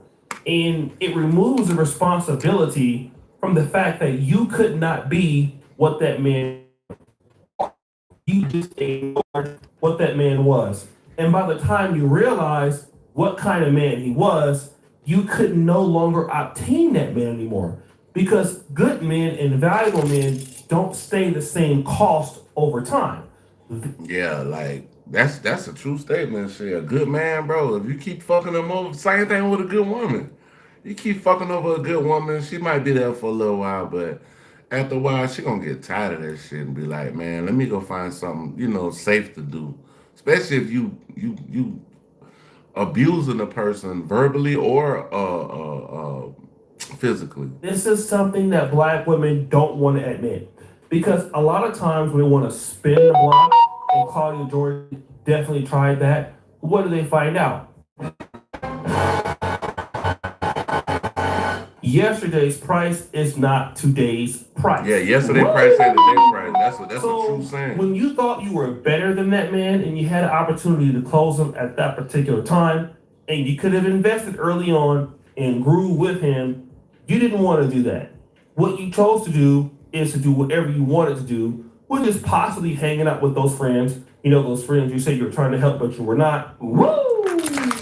Hang around those people and get advice from those people who couldn't put $1 in your pocket, but you took the advice anyway. Woo! Those people you were trying to impress, instead of impressing that man who was actually, was putting money in your pocket, helped you out, but you were trying to impress all those females who didn't care about you, and they would have took that guy from you within a blink of an eye. Woo! Yeah, that's the issue. Yes, that's the problem. And so we're tired of black women looking for every reason except for ownership of the issue. You made a mistake. You did not look at that man as an equal. You thought that man was not on your level. And you're right, because ultimately, after 5 years or 10 years, that man may even be past your level. And he grew, and then you didn't. Now you understand that yesterday's price is not today's price. Not today's price. So you got to go around and make an excuse to make yourself feel better. Yeah. Such as, well, you know what? I was helping people. And the reality is, this is why women like Claudia Jordan get heavily criticized, because she is good looking, even till this day. She had a lot of opportunities. She grew up in the industry. She was like Miss Rhode Island beauty pageant. If I'm not mistaken, I think Like, T.I. used to damn mess with that damn lady, Claudia. I think that's her damn name, Claudia Jordan. Absolutely, there is no reason why Claudia Jordan should have been married. And she was married for 45 seconds. Woo! And that actually happened. But however, she had every opportunity to get the man that she wanted. There's no reason why she shouldn't have gotten it. You just thought that you would continue on forever with unlimited options. Y'all, she got a beautiful daughter. I just hope that her daughter don't think nothing like her. But she got a beautiful daughter. Her daughter is, she's of age, but I'm just saying, I just hope she don't think like her mama do. Somebody would wait for you. You thought you were more special than you were. You misplaced your leverage, and you just didn't really own it all the way. You kind of owned it, because you thought that work was going to be the thing, and you thought that somebody, that man, and so that's the issue. That's the problem. This is a problem with many black women when they come to the realization that a man that is worth something is not just going to sit by and just be a number two thing. Just like your career is a number one, you're going to have to make that sacrifice for a good man to give him the things that he needs. And that's another thing that relationships are about: sacrifice. It's not only about what you want somebody to do for you, it's what you can do for the other person. And to blame the idea that you have so much to give everybody else, your friends, being there for everybody else, instead of being there for the man that wants to support you. That's why a lot of marriages don't work, y'all, because basically, the person, when you get married to the other person, a lot of times you don't get married to them, you get married to their family. So anything the mama might have to say slick about you, the cousin, the auntie, the sister, all that, you gotta live through that shit.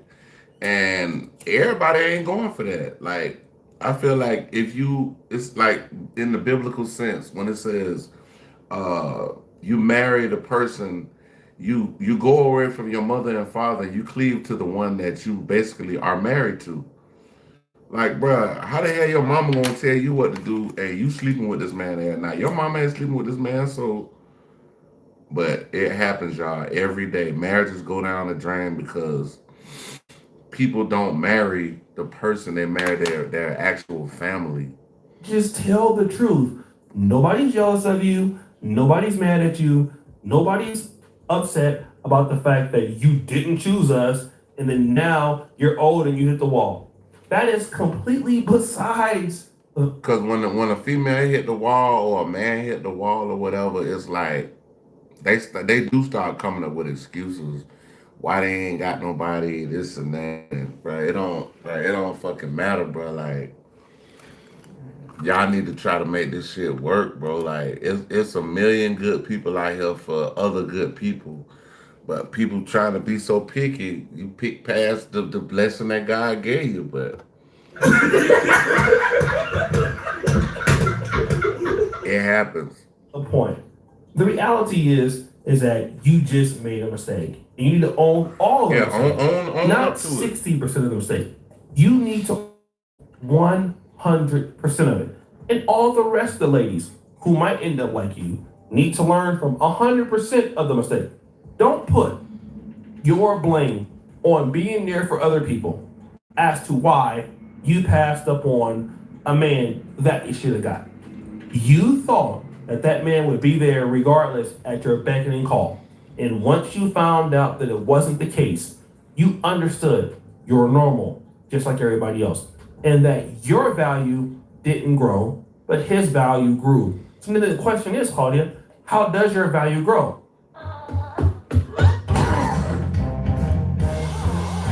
Make every wash count. Consumer Reports used road tests, owner surveys, and safety ratings to name Subaru their 2025 most reliable. You grew. So then the question is, Claudia, how does your value grow? Well, you need to be interested in what the man needs and what the man wants. And this is another problem with modern dating, but typically dating in general.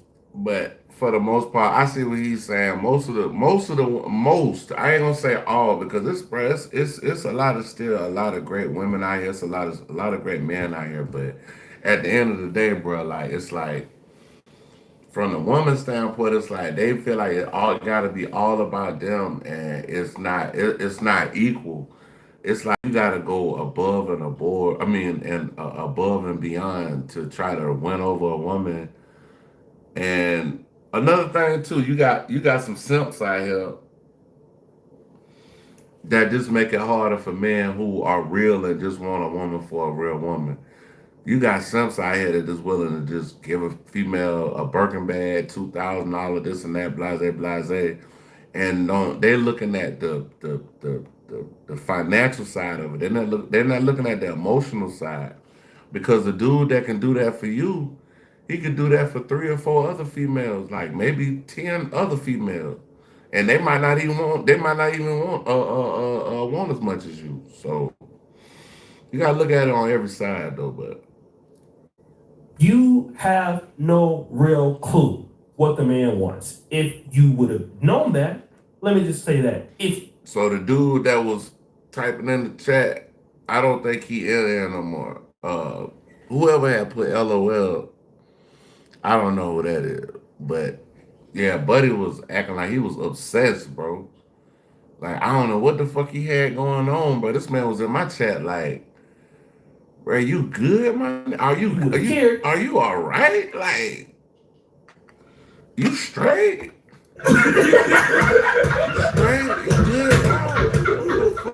You wouldn't have been in this situation now. The problem is you didn't care and you paid the price.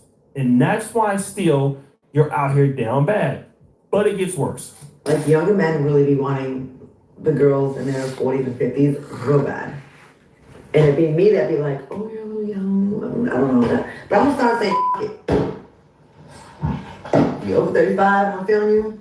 Come on, boy. So all of a sudden, Claudia Jordan is doing the Tracy Ellis Ross.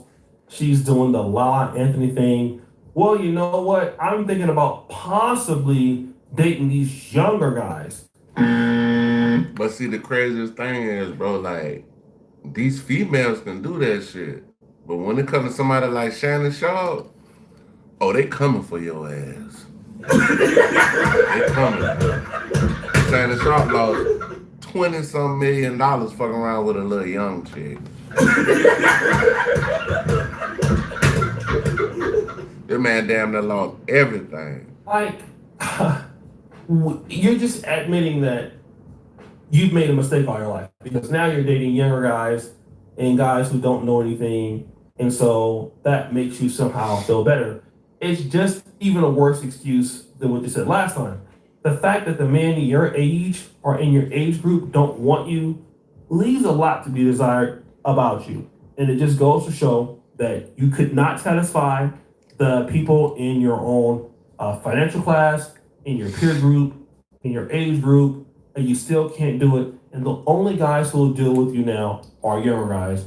And who knows how long that will be for. Yeah. It just looks bad. Because the younger guys, they just want, I'm not going to say all of them, but for the most part, they're not going to really take you that serious. You that old, you damn near older than mama. So they're like, shit. They might be trying to holler at her daughter. Because her daughter fine as a motherfucker, but hey. It just looks bad. Kevin Samuels is probably laughing somewhere at you right now. Damn! What guys do you think it's your boy O'Shea Jackson? Man, that's your boy O'Shea dude Jackson.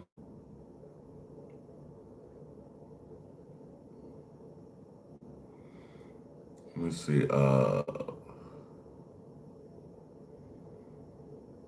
What happened? Trap More Ross. Hold on. Let's see what this Trap More Ross shit about. Let me see. Some of my King Von fans celebrate Lil Tim getting what? What's the secret to peak health? Something happened to Lil Tim. Get started at noon.com. Are you looking to watch film videos? No, I'm not. I recently come across an incredible app. It can't be that Trap incredible. More Gap. 5 years. Oh, he now, got going shot. on 6.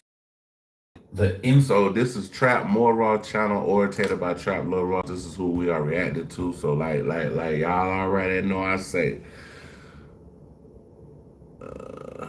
we nuclear. We about to react. Street drill rapper King Von ended up losing his life in a shooting that involved the Savannah rapper Quando Rondo and his close homie Lil. Man, that shit happened. I know exactly where he got killed at, bro. I used to walk over there every day. Every day I used to be over that way. I done shot a video, an actual video inside the last place where he was at. I shot an actual video in there, bro. Well, my homeboy shot a video. I was in the video.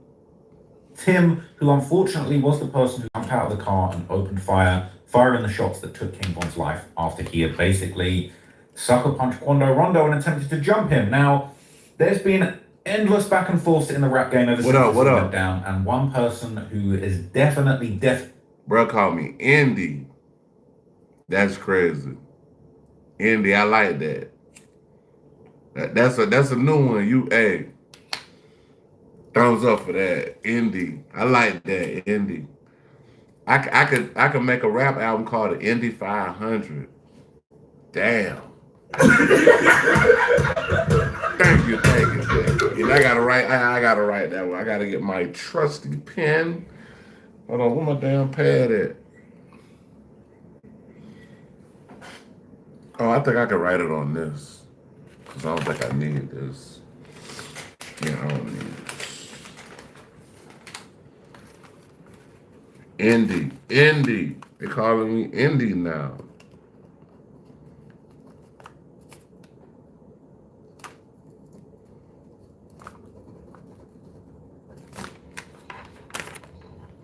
That shit felt like hey, you almost gave me the nickname Andre 3000. Hey, the only better nickname with that was Andre 3000, bro. That's it.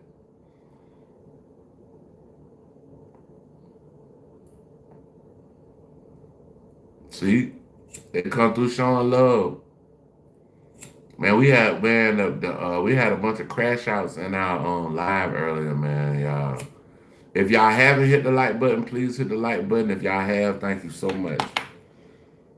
Definitely public enemy number one when it comes to Chicago drill and gangster rappers is, of course, Lil Tim himself. And there's now rumors that have been circulating that Lil Tim was actually shot in Texas, and some people... Yeah, Indy, that's tight. That's tight. That's a tight little nickname, Indy. Indigo Sky in the car, Indy.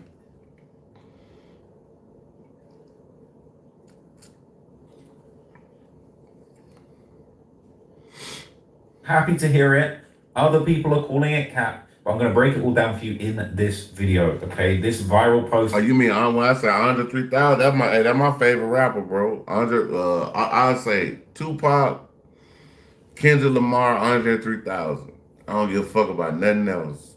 You play them three for me, we can go all day. Honorable mention, Rakim, Rakim and Future. Yeah, man, I've been fucking with them since I was young, man. I was like a teenager fucking with them for, yeah, man. They cool peoples too, bro. They cool, all of them cool, man. They some good people, man. They some good people. Like, they ain't on that bullshit, bro.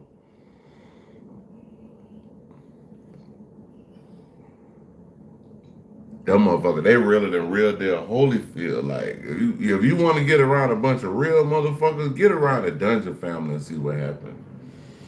You're going to be like, what the fuck is going on? It's going to be niggas playing violins, niggas playing the piano, motherfuckers making beats. My favorite hip-hop album.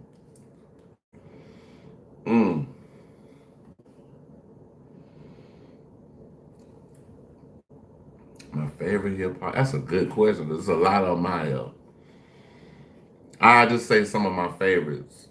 Snoop Dogg, Doggy Style, Outkast first album, Outkast, Aquemini, Tribe Called Quest, Midnight Marauders. I used to listen to that shit over and fucking over every fucking day, bro. That Midnight Marauders, I knew every fucking word to that CD, bro. What other rap albums I like? That Wu-Tang 36 Chamber, Wu-Tang first CD, the 36, the Secrets of Chess Boxing, the first Wu-Tang CD. Redman, Muddy Waters. Man. Boy, that Redman, Muddy Waters, boy. That was a fucking album, bro. I didn't have to skip no song. I just played that bitch all the way through, bro. I could listen to that bitch backwards. Shit, I like some of Slim Shady shit. I like a whole bunch of people's shit, bro. But like them, like some like my favorite albums. That Tupac, Me Against the World shit. That album, the Don Columinati, the 7 Day Theory, Machiavelli. I like that album. Um, oh, Dr. Dre, the Chronic, and Dr. Dre, the Chronic, 2000 and.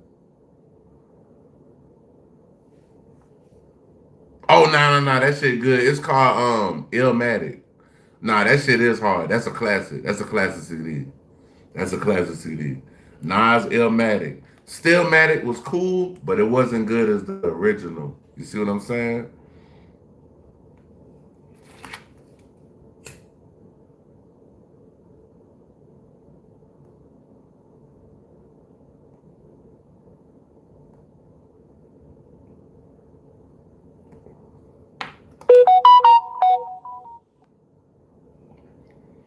Have you heard it? Have you heard it personally? Have you heard that CD?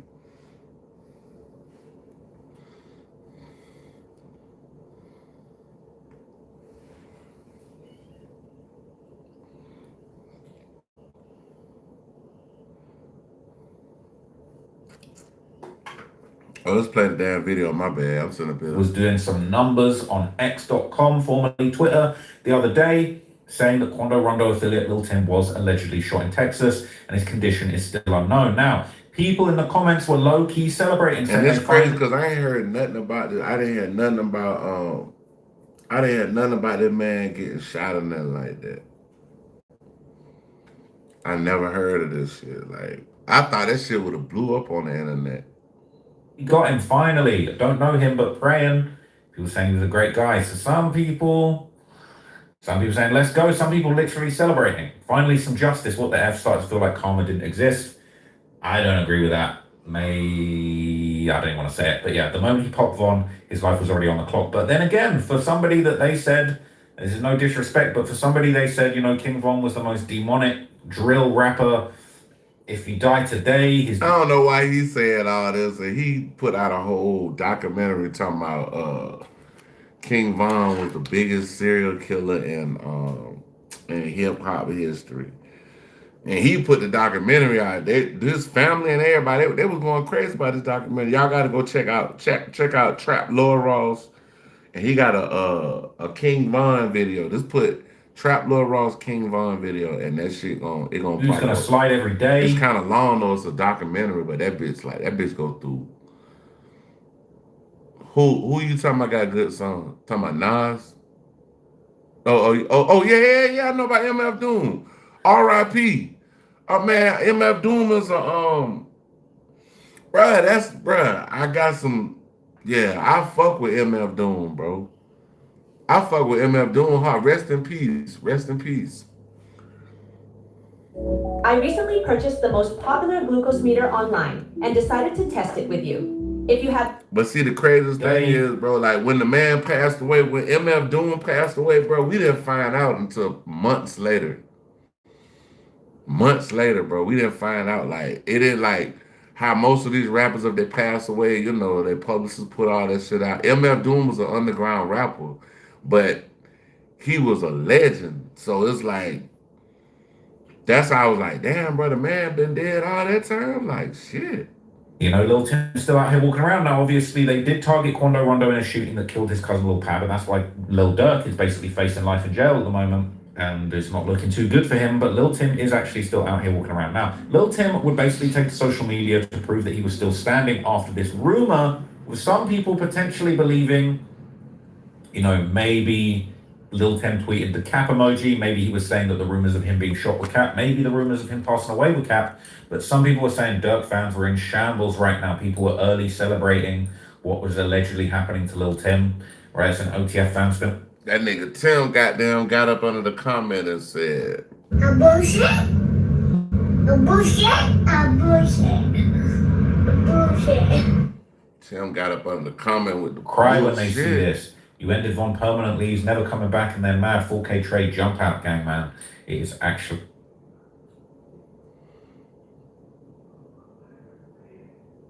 Oh yeah. I got tons of nicknames. I got tons of nicknames too, cause I'm old school. I'm like I fuck with them. Like I fuck with Outkast, all them. They're a little older than me, but shit, the way my beard look, it probably look like we about the same, man. But we around the same, man. But them niggas, they older than me. Wish he had more recognition. Yeah. But sometimes things are supposed to be cherished among a certain amount. Like, I'm glad he didn't get commercial. If that make any kind of sense to you, what I'm saying, I'm glad he didn't go commercial. I'm glad he stayed. Like, his whole legacy was that underground niche. That's the shit that catapulted him. His attitude led him on in that direction, and I fuck with him for that. Crazy, oh boy. Now, Tim would follow this up with an Instagram story. He basically just said, chill out, dudes. If you miss me, just say that. All right. This was his response. And he obviously said on Twitter that it was Cat, and he said that maybe people are missing him. But interestingly, honestly, some of these underground rappers, I feel like they do need more. Like okay, one that I feel like need more. And he can go all the way mainstream. Wouldn't have to change any of his raps or anything. D1, DEE and 1. D1. I don't know if you ever heard of D1, but D1 is one of them artists that could like actually change the game, bro. Like change the game, bro. I mean, he's changed it within himself and how he, comes forth with the music. But if the world would embrace a rapper like D1, man, bro, I ain't gonna lie to you, bro. The world would be a better place, man. That dude there, he got it, bro. He got it. I fucks with him. And the freestyle is treacherous. Hey, there was seemingly a period where it seemed like Lil Tim. So Kendrick Lamar had said something about D1 and Watch the Party Die. I don't know if you know that song, but like I said, Kendrick, that's my Pac is my favorite. Kendrick is my next favorite. 3000, Andre 3000. Then after that, we can go Rakim. We'll go Biggie. And after Biggie, we might say Future. Fuck him. I can't leave Big L out, though. I don't know if y'all know about Big L. I can't leave Big L out. Big L is... Every move that he made. Big L, bro. I was fucking with Big L before he passed away, bro. Every breath he takes, every move he makes was being monitored, not just by the feds, but also by the ops. This is E-Dog from O-Block. I mean, hip hop is a form of expressing yourself on melodic, rhythmic beats and coming up with the best entendres, the best rhyming words, and just sometimes going outside of the box. So to me, that's what hip hop is, because if hip hop wasn't outside of the box, it wouldn't be here now. You know what I'm saying? Like, when people started hearing that shit, hip hop back in the day, it was like, oh shit, okay, this shit. You know what I'm saying? Like, it was different. So, in order to be hip hop, you got to be different. That's why I like Outkast, that name, Outkast. That shit perfect, bro. Outkast.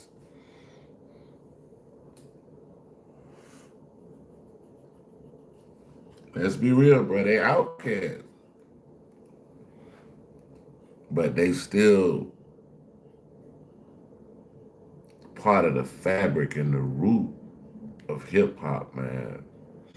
That's why I put Rakim behind 3000, like, but ain't no slight to Rakim. It just, I fuck with 3000 more. I'm from the South, so it's like, but I still fuck with Rakim now. I ain't, you know what I mean? Ain't nothing to take away from him. Feds, but also by the ops. This is E-Dog from O-Block, a close friend of King Von's, a notorious guy from O-Block who has a pretty dark history. He had apparently... Yeah, art. Yeah, mostly like art, like artistic shit. Like that's one of my That's one of my joints I did. That's a self portrait of me. I don't know if you see the little boy with his hands like this behind me on the wall or whatever, but yeah, I got a whole bunch of little shit in here, man. I be doing, bro. I be making posters and all kind of shit, man. Y'all want to fuck with me on some beats? I got beats too. I got music, man. I got all kind of shit. I got shit for everybody, man. Like this is my commercial. The most important investment for an artist is their production. Purchase this beat today. Yeah, I got a whole bunch of shit, bro. Like, invest in yourself and lease or purchase the exclusive today. Buy this beat today. Spent his Friday nights watching Lil Tim smoking on Ivy Live and lurking in them comments, basically wishing on his downfall. Look at this. Until we trust. The bed, it takes up less than 2 square meters, super compact. In the morning, I just fold it into a cozy lounge chair. There's even a side pocket perfect for my phone or book. And when I need more space, I fold it. Yeah, I went to a performing arts high school. Well, yeah, basically like a high school for like kids that had talent and shit. So in Florida, it's called DeSoto, Douglas Anderson School of the Arts. We call it DeSoto, but it's Douglas Anderson School of the Arts. I went to Landon Middle School of the Arts. So I've been in the arts for a long time, man.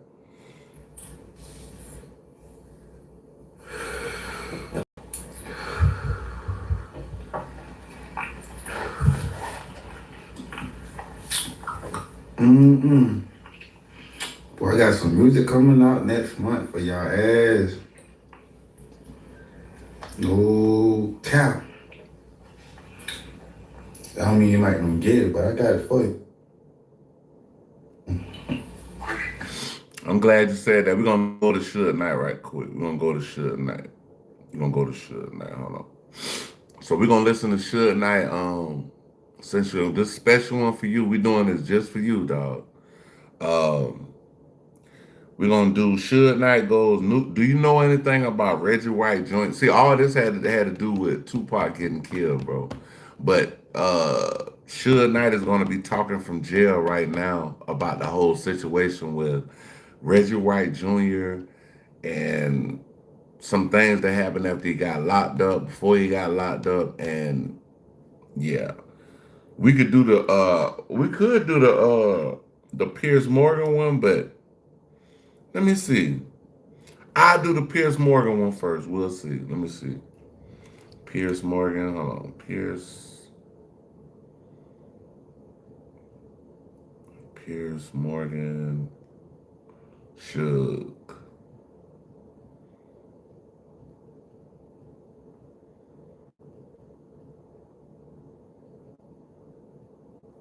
All right, let me see if it pop up. All right, yeah, this is it. So, he talking about the same dude on this. Who's Reggie White Jr.? Okay, so Reggie White Jr. was over the security for Death Row. He used to mirror Tupac. It was a couple of different officers that mirrored Tupac, like, you know, when he go and do his thing or whatever. The night that Tupac was unalived, Reggie was still over the security team, but Tupac fired Reggie from actually being his bodyguard. So boom. The night that Tupac them got killed, Reggie Wright Jr. told all the other security guards, do not carry firearms tonight. Now, the night Tupac get killed, he tells the folk, don't carry firearms. Like, bro, what are you talking about, bro? Like, we talking about Tupac, man. What? Bro, what are you talking about, man? All right, so Piers Morgan basically gonna get on here, and Piers Morgan trying to see if Suge Knight gonna start talking about Diddy having something to do with Tupac getting killed, but no, it wasn't that.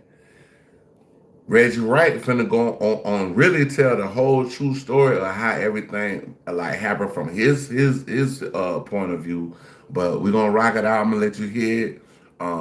The channel where we're adding to right now, Most Scandalous Los Angeles TV, and let's get it. Come on, let's go. I've lost 82 pounds in 45 weeks with the help of Fridays. Damn, girl, you and look GLP-1 good. She medication. lost 85 pounds. Like, what she did? Well. Good night's just been on Piers Morgan, and if y'all haven't heard it, you should listen to it. Because it's everything we've been saying about this for about 12 years. And now, it's real dangerous for Suge. It's real dangerous for Suge right now. And Reggie Wright Jr. was a crooked cop. His dad is a cop also. Reggie Wright Sr. is a cop also. Just so you know, context. You know, Reggie Wright Sr. used to run the Twin Towers Correctional Facility for the sheriffs. So he has a lot of ties into the prison complex, the prison industrial complex. So they trying to say that since Reggie Wright Jr. and Suge are going at odds against each other, Reggie Wright Jr. dad used to run the prison where Suge is right now. So that's why. And that's Reggie Wright Sr. Reggie Wright That's his Jr. daddy. just said, if I let you get out of prison, which was a veiled threat for Suge. It's a veiled threat for Suge, for sure. Go take your beds so you can come home. You don't want to die in there. You don't want to die in there. Welcome back to Scandalous Los Angeles TV, where we expose the exposers. Day 3 of the Reggie versus Marion saga, and it's getting nastier by the minute. Simon has completely taken the gloves off after hearing Reggie speak on his mother. That hit a nerve, and since then, he's been on a mission. He's not just throwing shots online anymore. Do you? I hope you know who WAT 100. Do you know who WAT 100 is? Press a 1 if you know who WAT 100 is. He's going on nationally televised talk shows, calling Reggie out by name and implicating him in the murders of Tupac and Biggie. Just today, he sat down with Piers Morgan for a full hour. Piers kept asking about Diddy, but every time he did, Simon redirected the heat. See, Piers Morgan kept trying to make it. Diddy was going through the trial then, so Piers Morgan kept making it seem like asking Suge about Diddy and Diddy involvement and whatever. But Suge kept talking about Reggie Wright Jr. and Back to Reggie. He also shared a piece of unknown information about his former attorney. The attorney, David Kenner. How old is Suge? Ooh, let me look it up. David Kenner. Let me see if I can. It looks like Simon isn't going to let him get off the hook that easy either. Before we get into it, I want to show you exactly what Reggie and John Down at Bomb first just did. Right here, you can see they hit me with a strike and got my video taken down. They claimed it was cyberbullying and accused me of violating YouTube's policy on unwanted sexualization. The notice says I posted content that describes someone in a lewd, degrading, and sexually explicit manner, and supports non-consensual sexual imagery. That's a serious accusation, and it's completely false. They say he's 60. All I did was react to a video. Like, he might be able to get out in some. I got to see how long his prison stint is, but he's 60 years old now. Like, Diddy in his like mid-50s. I think he's in his mid-50s. No, I think Diddy a little older than that. Hold on, let me see.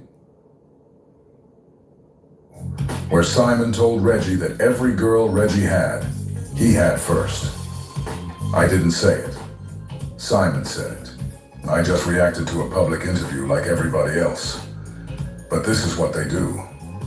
Reggie once told me I had no subscribers and that I barely pulled 2,000 views. But the second I drop a video that gains traction, he and John start playing computer games. So that's how they were trying to play with his channel. Reggie Wright Jr. that was playing with Scandalous Most Analyst channel. So let me try to fast forward it to the, okay, here you go. Here you go, the interview right here. It was 1996, and incredible to think it's nearly 30 years ago. It when should he was talking to you were Piers alongside Morgan. him in the car. Many people have speculated since that Diddy ordered that death of Tupac. Is that your belief? Well, first of all, I got a bullet still today, a 45 bullet an inch to my skull. You can look at my medical records and see the x-rays and see it's in my skull. They didn't remove it because they said if it would have went another inch, either I'd have been investable or dead. Now, as far as what they say Puffy did and didn't do, just the facts. The facts of the matter is this. It was a guy named Taxes was feeling. I ain't got a preview, y'all. My bad. It interrupted. Taxes Give me a open second. door to new TurboTax stores. I gotta do two. They do your taxes. Second one, so man. you can walk out with confidence. Now this is taxes. I want to keep the weight off and feel better. It's a guy named Reggie Wright Jr. It's a guy named Reggie Wright Jr. It's a guy named Reggie Wright Jr. who was over security. He didn't work directly for Death Row, but he had a security company called Right Way Security, who did security for Death Row with off-duty police officers or guys with CCW. Everybody knows. If y'all don't know what a CCW is, it's concealed carry weapon. Concealed carry. That means you don't have to have your gun outside. You can have that bitch hidden. Cause that's a charge depending on what state you in. If you got a concealed weapon on you, so it's CCW, concealed weapon carry. When we go to a fight in Vegas, we're gonna be at the Tyson fight. I was gonna be at my club they call Club 662. You can go to that club and you'll see Mary J. Blige perform, Jodeci performs, Tupac performs, Snoop the Dogg Pound, Andre. I mean, unbelievable talent in one place. That night was going to be Run DMC East Coast night. Reggie Wright Jr. told the security they can't carry firearms. Told the security they can't carry firearms. I said that earlier. The night Tupac got killed, Reggie Wright Jr. told the security, do not carry firearms. How the fuck can you be a security guard without a goddamn firearm? Like, you got a sword out this motherfucker? You goddamn, you know what I'm saying? Like, stop it, bro. The sad thing about that, Pac hated Reggie Wright Jr. Cause Pop fired the nigga. Pop fired. Before any of that. Hold on. Now, Look, the listen. sad thing about that, Pac hated Reggie Wright Jr. So he had fired him before any of that. I don't know the right date, but I'm quite sure it was. It's paperwork that shows it. But the crazy thing about that, it was a bodyguard named Frank Alexander. Pac hated Frank. He was cool at Frank, but towards the end he hated Frank because Frank always wanted to get in the pictures with Tupac. And Tupac was very militant, so he was like, man, I don't want a bodyguard taking pictures with me. How's he watching? Yeah, I hear you a bodyguard and you in the picture more than me, goddamn. Goddamn. You in the picture more than I am.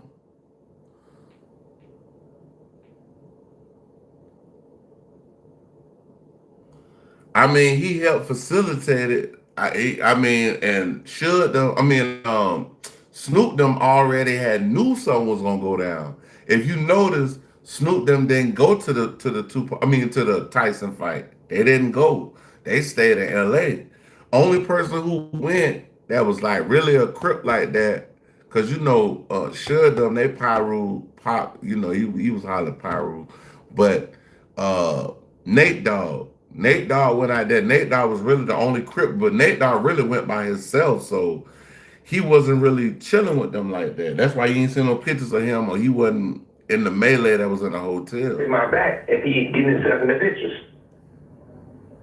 So I hired a guy named Michael Moore and told him to bring another off-duty police officer because they kept their gun and they was real aggressive by protecting Tupac. So on the way to the fight, Reggie Wright Jr.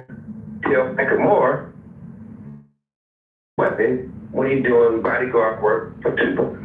Bro, who the hell gonna tell the bodyguard don't take your gun while you with him? Bruh. Man, I would look at that nigga like, What? Bro, what are you talking about, man? he said they had that shit set up according to that Diddy documentary on Netflix. See, I ain't seen the damn documentary yet. I ain't seen the documentary, but guess what? I'm gonna watch that motherfucker. Hey, but I don't know if you know, 50 said he got 140 more hours of unreleased tape that didn't make it on the documentary. Get what that motherfucker said? He said, you know what? He said, the next time I probably won't even put it on Netflix. He said, yeah, he said, I think I'm a he said he gonna throw that shit on YouTube. This nigga petty, bro. This nigga is super petty, bro. Yeah. I am.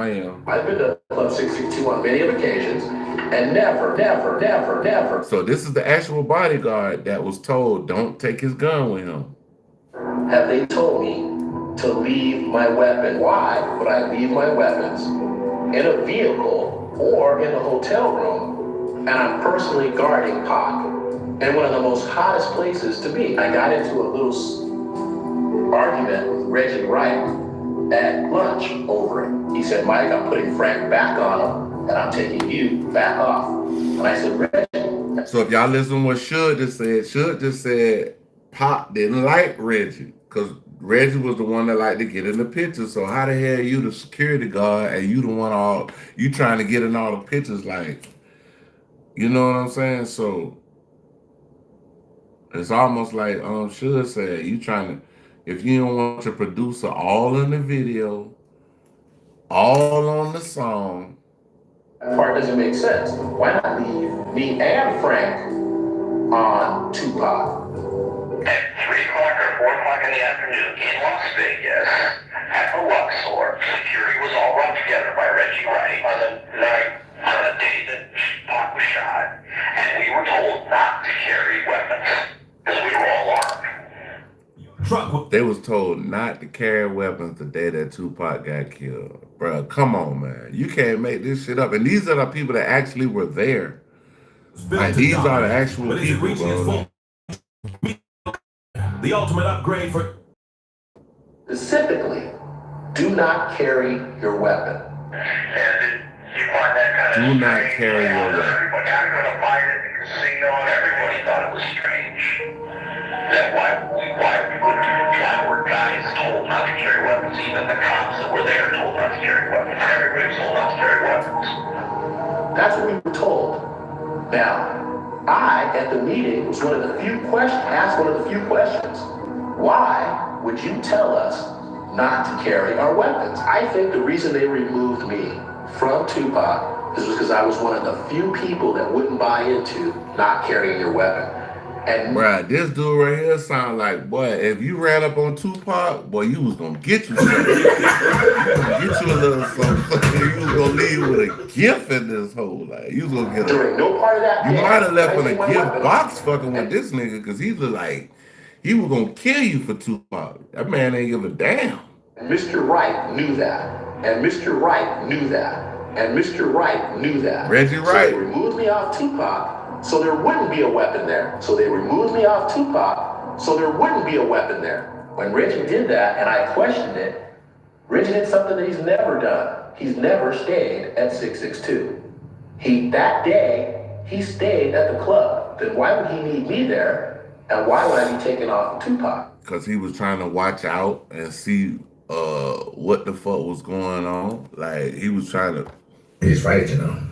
He was trying to figure out exactly what was going on. Like, bro, this shit. What is he doing? He's beginning to believe. I'm beginning to believe this shit, bro. Like, y'all had this man killed, bro. Like, Michael Moore said, well, I'm going back to the hotel. Bet sure. If I can't carry my gun, I can't protect myself or Tupac, so I'm not going. So Reggie Wright Jr., who nicknamed that pot game Pork Butt.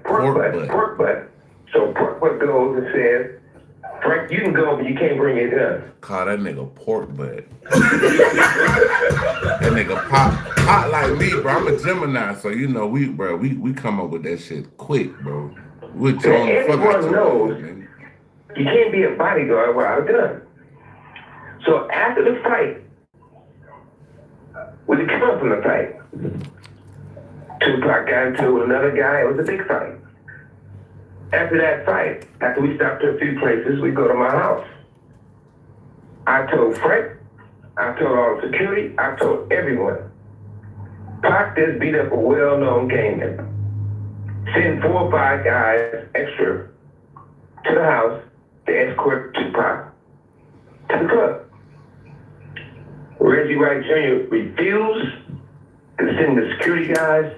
Refused. So they say Reggie Wright Jr. refused to send the guys to protect Pac after he done jumped Orlando Anderson, Baby Land, whatever you want to call this man. Yeah. To show up. That wasn't a coincidence. It was a murder for hire hit. It was a murder for hire hit. It was a murder for hire hit. We was locked in. It was more than one shooter. So this Suge Knight talking now. This man still got a bullet in his neck from what happened.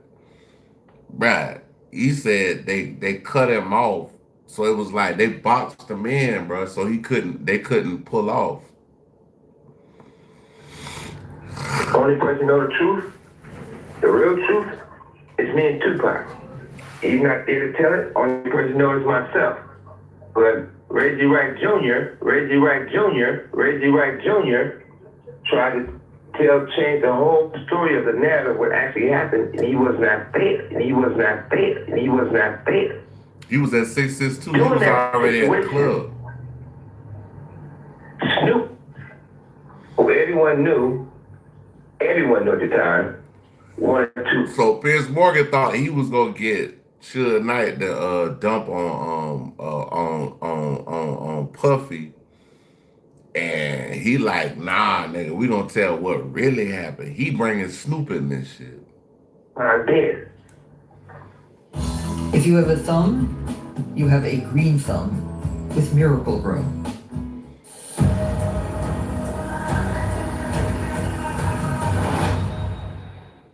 Hey, y'all look now, y'all mind what I'm trying to tell y'all, bro. Listen, Snoop Dogg didn't go to the fight. So did Snoop Dogg know something was gonna happen that night? Like that's why they didn't go. Or had a meeting with Daz, Corrupt, Nate Dogg, the Dog Pound. Said we're not going to Vegas. This is their words, not mine. We're not going to Vegas. This Suge Knight, bro. This the man that actually got shot with Tupac, bro. He's telling this story and this real shit. Something's gonna happen. Somebody's gonna get killed, right? So how they know somebody was gonna get killed though? Like, bro, it like, come on, man. Come on, dog. Like, bro. Come on, dog. Come on, bro. How they ain't know nobody? How they know somebody was gonna get killed? Tupac get killed. Come on, man. Corrupt tells the story. Out of curiosity, man, since you was a part of, Dog Pound and you was a part of, Snoop team, how did you find out that Tupac got shot in Vegas? I was in the Bay with D-Shot, and it came on the news because Dog said we're not going to Vegas. You know, so that's corrupt. Everybody in the dog pound just is telling what Suge Knight saying is true. We not going. we gonna post. We gonna post. So, you know, he called us to the house and was basically like, look, this is what we doing. DPG, we ain't going to Vegas. We gonna post. We gonna post. Dad tell the story. Snoop and Suge worked it out at one point. This Dad's right here. And we didn't. Snoop used to say, man, keep Dad back. Keep Dad back. I'm like, fuck that shit. I could have jumped out on his ass in Vegas, but, you know, it was killing me. But Snoop was like, hold on, don't fuck this up. Warren G tell the story. So he never went to Vegas? He never went to Vegas. He Bro, listen to all these people telling the same story, bro. Bro, this is crazy, my nigga. Like, bro, this shit crazy, bro. Bro, this is like 5 different people just said the same thing, bro. Different accounts, different interviews. All of them said the same shit, bro. Oh, we watched the fight. We doing everything, watching the fight, having a good time. We was hanging out, you know, some females and shit around. They was hanging out, everybody chilling and just having a good time, you know, just, and then he got a, you know, just like a gang of homies, gang of homegirls, and then it's like. They say he had like a walkie-talkie, some kind of Nextel chirp or something, and they said that shit could go all the way to Las Vegas. Like, and I think they was still in LA. So the Nextel chirp could go all the way to Vegas, my nigga. So that shit was fucking national. And he had this the Nextel back then. Remember the motherfucker? Yeah. I don't know what kind of Nextel he had, but he had the motherfucker could go. See, that's what I'm saying. He had the Nextel that can go goddamn. Oh, that whatever it was hitting him all the way from what was going on from Vegas. So they was like, we could hear the shit, and then he started getting calls and shit, and they was telling him that Tupac got shot and da-da-da-da-da. So Snoop, I kicked everybody out. Get the fuck out of here, everybody. Get out of here. And then he took off. That's when he went to Vegas. Now, what Dad says, when Snoop said that after, damn, we can't go to Vegas, we was gonna get those niggas. They already gonna get got, basically. Corrupt tells the story and says, once he told everybody they can't go to the fight and can't go to Vegas, turns around. All that's alleged. Nate Dogg says, I'm gonna go to Vegas. Because I'm going to Vegas, I'm gonna be. I told y'all Nate Dogg went to Vegas. I just said it earlier. Around basically me and Pac. He said, long time around them. Nate Dogg went though. He was like, I'm going. And he went out there to go have a good time. He's like, I ain't gotta be around all that going on with them. I'm gonna go by myself and do my own thing. I don't have to worry about getting shot or getting a stray bullet. That lets you know, premeditated plan. Warren G says, when the fight was going on, he was watching at his house. Snoop came over to watch the fight. Snoop had a walkie-talkie. These walkie-talkies, he only got this walkie-talkie that I bought for security and a constable that security doing security with. And it worked on all.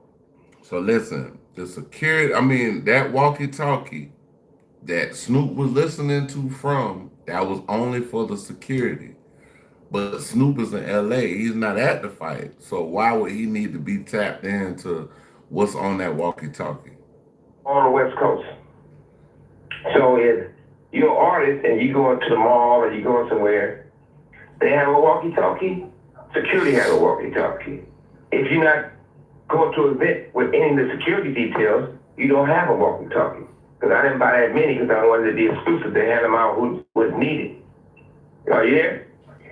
Yes, I'm here. Yeah, so Snoop comes in, according to Warren G, and he got this big walkie-talkie. They start hearing the gunshots. When we getting shot, Snoop. So Snoop then was listening.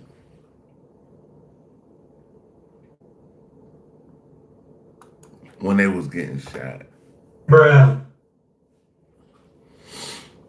That's crazy. Come on now, dog. Come on, man. Y'all, bruh, this Suge Knight talking. This ain't me. This ain't no motherfucker with no rag on their head or no bullshit. This Suge Knight telling you this shit. Real talk. Listening to it in real time. Pow, pow, pow, all over the radio. That's when he tell him, hey, I gotta go. They just killed Tupac and shot Suge. How would you know? How would you know that they shot Tupac? They killed Tupac and shot Suge. How would you know unless they told you over the radio? Nobody said that on the radio, you just heard the shots. Now, Reggie Wright Jr. and Michael Moore in the car. They get on the radio and they say, hey, got him. Another guy gets on the radio, they say they think he's a white guy or lawyer, and they say, hey, don't talk on the walkie-talkies on the radio. Don't talk on the air. While I was working at 662, I heard something over the Nextels that we all carry. So this the actual security guard. He was already at the club 662.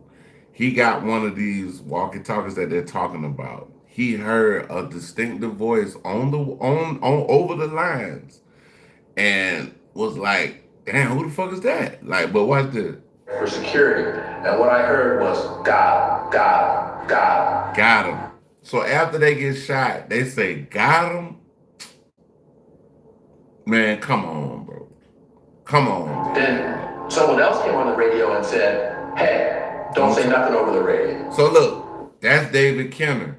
David Kenner, what Suge said, David Kenner will always say, hey man, don't talk over the radio, bro. Don't well, not the radio. Don't talk over the phone. Don't say whatever it is you gotta say over the phone because they can track that shit.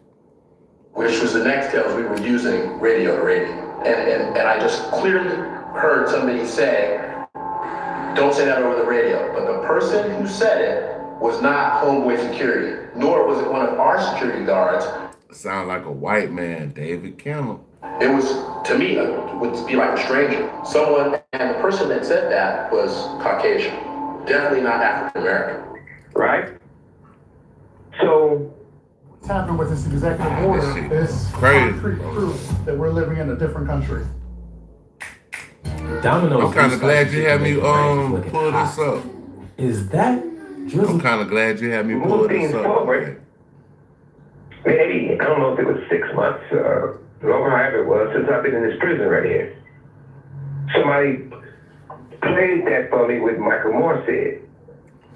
So when I know that attorney David Kenner always says, you can be on your cell phone and people be talking like, hey, I'm talking on your cell phone. So this Suge talking about the actual lawyer, David Kenner, that they thought they heard on the walkie-talkie.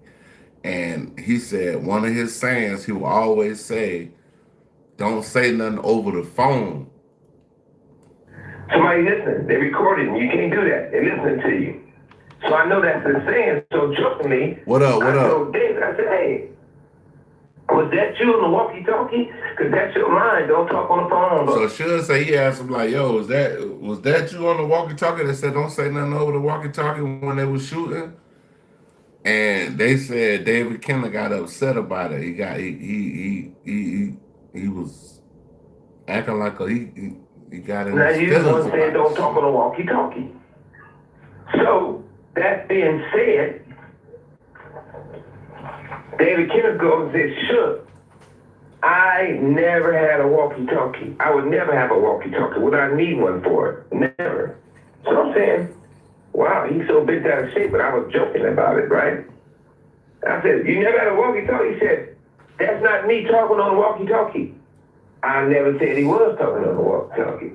See, sometimes people will tell you shit and you don't even like, they'll say shit and then when you run it back, you be like, oh, well, damn, how did you know I was talking about a walkie-talkie and you saying whatever you said on the walkie-talkie? Like, that right there kind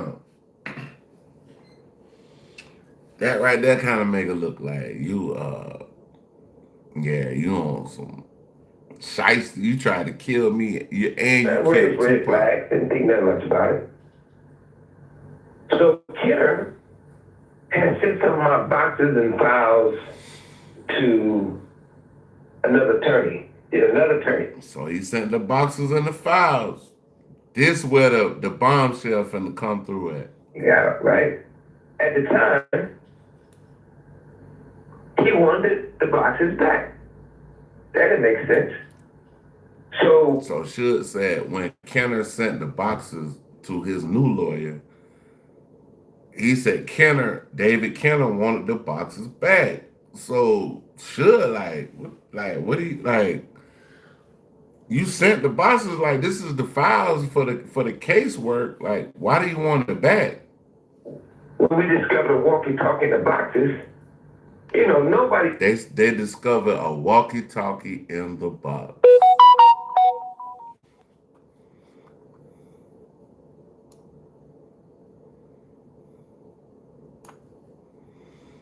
They discovered a walkie-talkie inside the box.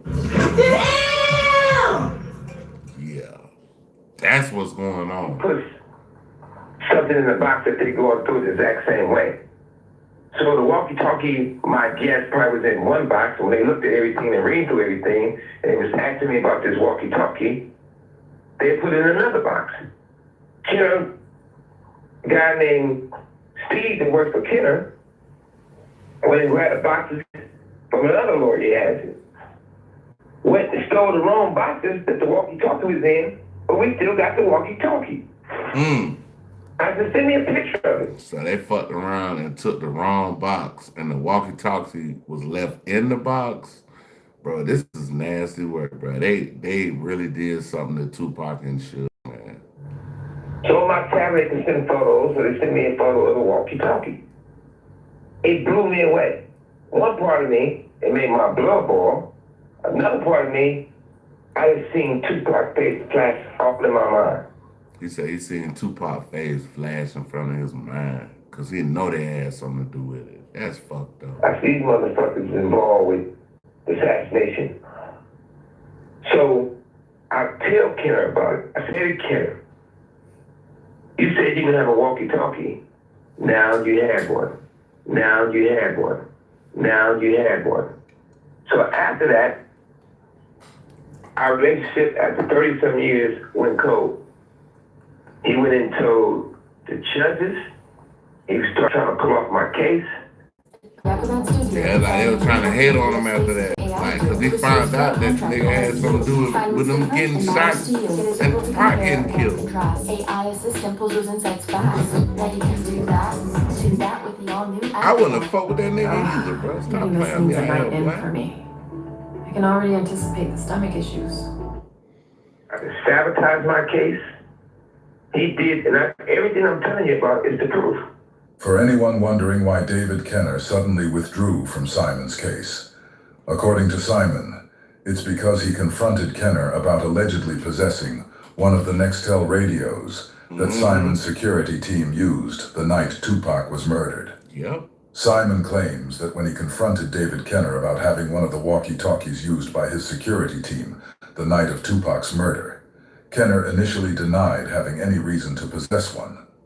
However, according to Simon, they later discovered that Kenner did, in fact, have a walkie-talkie. Simon believes this confrontation is what led Kenner to attempt to withdraw from the case. He also noted that it was ironic because Michael Moore recalled hearing someone say over the radio, "Don't say anything over the radio," a phrase that Marion says was one of Kenner's favorites.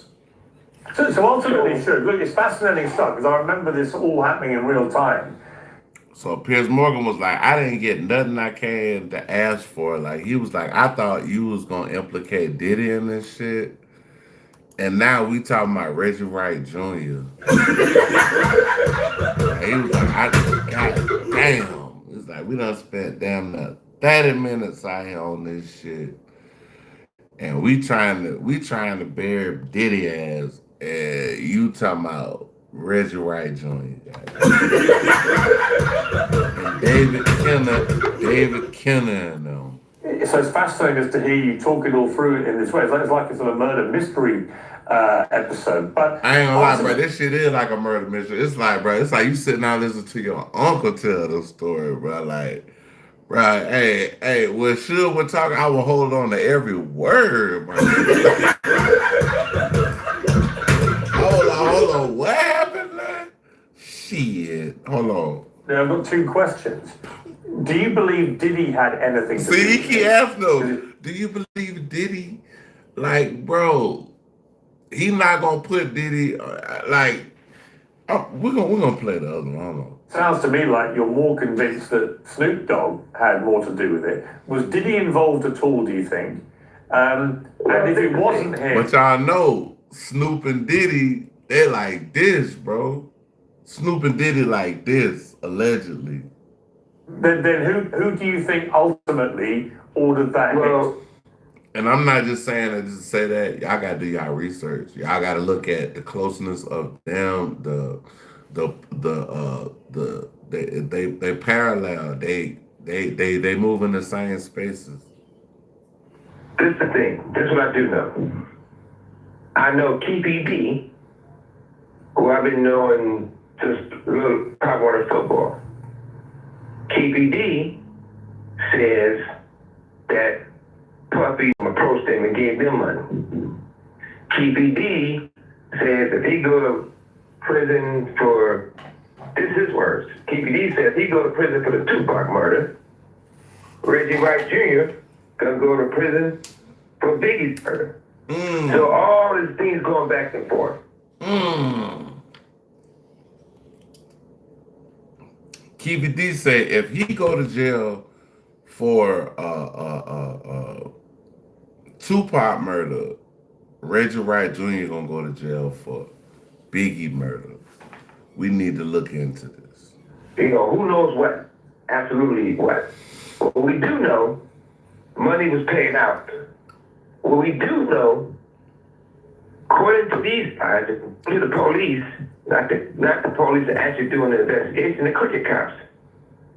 You gotta remember. Did you ever ask Diddy directly if he been... So look, now they gonna bring my twin into the conversation. Prince. Me and Prince and Al Iverson, all of we got the same birthday, bro. June 7th. We Geminis to the heart. Listen to how Should talk about how Prince set this shit up. Involved. Well, that question would be no. Since all this happened, I never had a situation to have a conversation with Puffy. Majority of the time Puffy see me, he going out the back door or going down the street somewhere. So only time that I ever had a conversation with Puffy, it wasn't even a real Listen, y'all, they about to bring my twin here. They about to bring Prince. June 7th, let's go. Conversation. I was at the Roosevelt Hotel having dinner. Somebody came over to my table and said, Prince, I want you to come watch his show right now. I said, Prince performing? I said, yeah. And Prince a real gangster. Prince, he liked the bullshit. So I go in and they set me at a table with Puffy, Nas, two other people. Prince playing his guitar, he walked to the table and looked at me, looked at Puffy, and started laughing. You can tell he's playing the whole thing. Next thing I know. So Prince got down with the bullshit. You with the bullshit. I lean over and tell Puffy a few words, and before I can finish my sentence, Puffy gets up, his people gets out, and they cover him with coats and run him out the hotel. Now a local tax expert will do your taxes for $150 all in. They know your situation from self. About to do this one right here about, 10 more minutes. I'm about to get up all night. I'm do a little 3-hour joint. Let me see. Let me see. Yeah. Ain't nobody in here, no way. All money in, everybody out. G. Wright Jr., the head of security for Right Way Security at Death Row, organized the personnel to plan the hit And I believe police officers were a big part of the hit.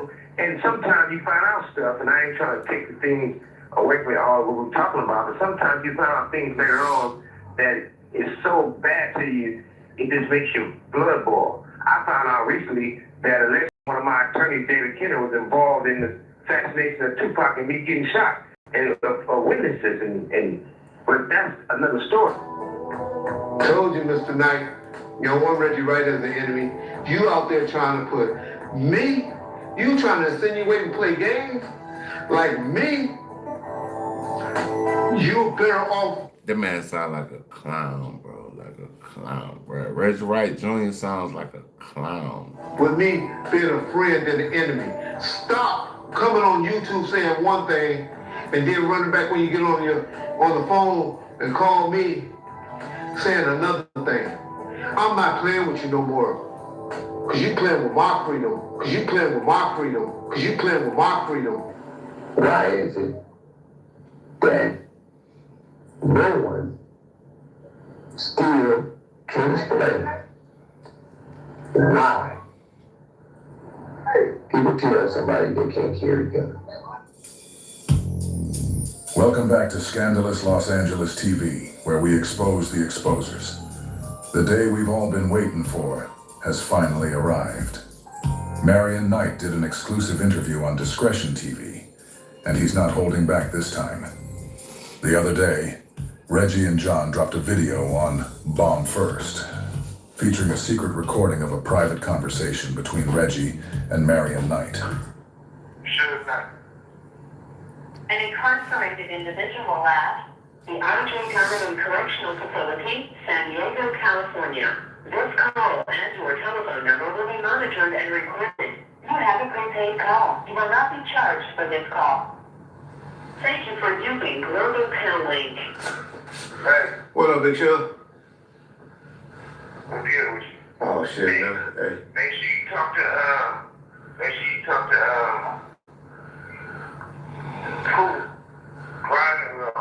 Okay. Hey, where you tapping in from? What city, state, province, country? Where you tapping in from?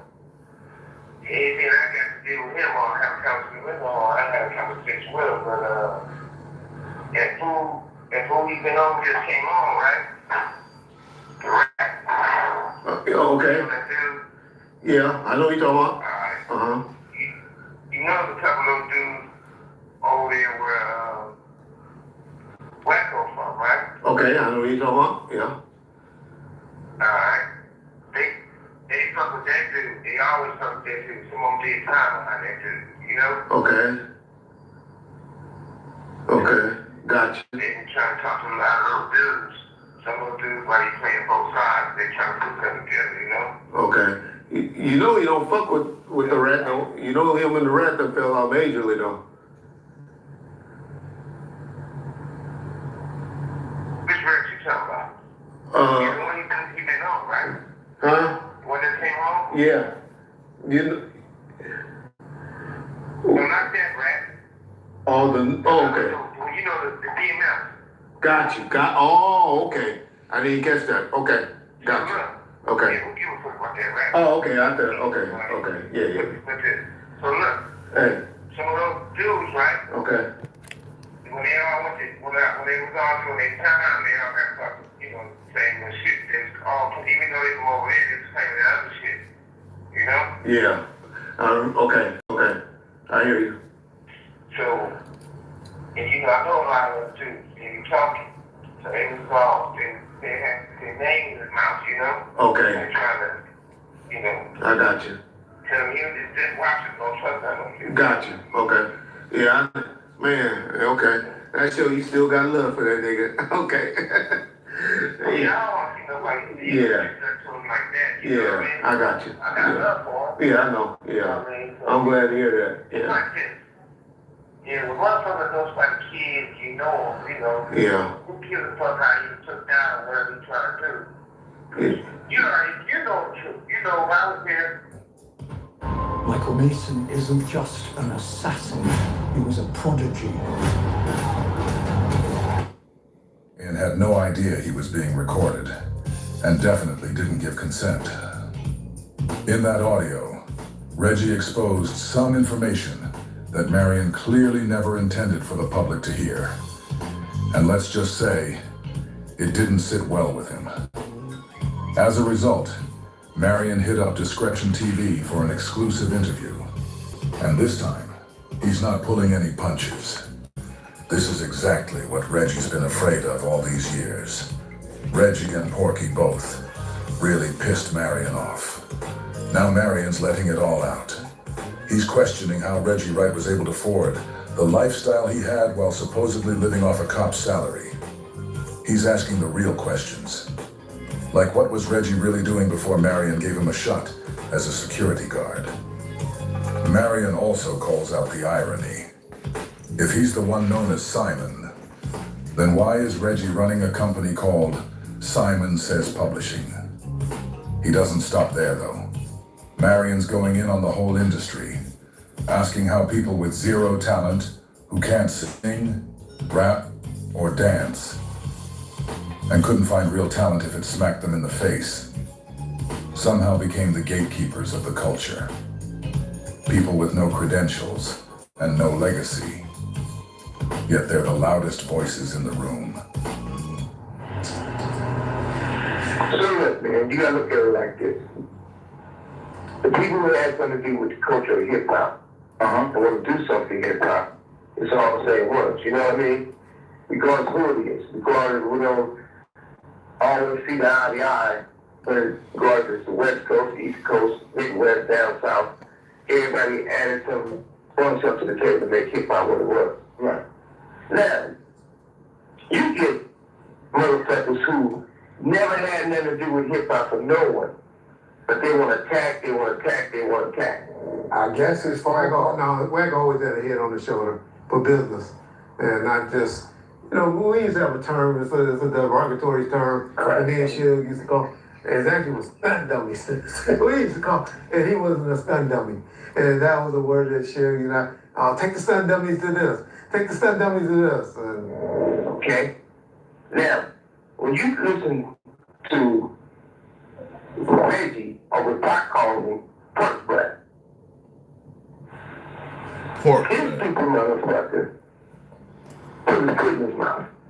Pac called this nigga pork butt.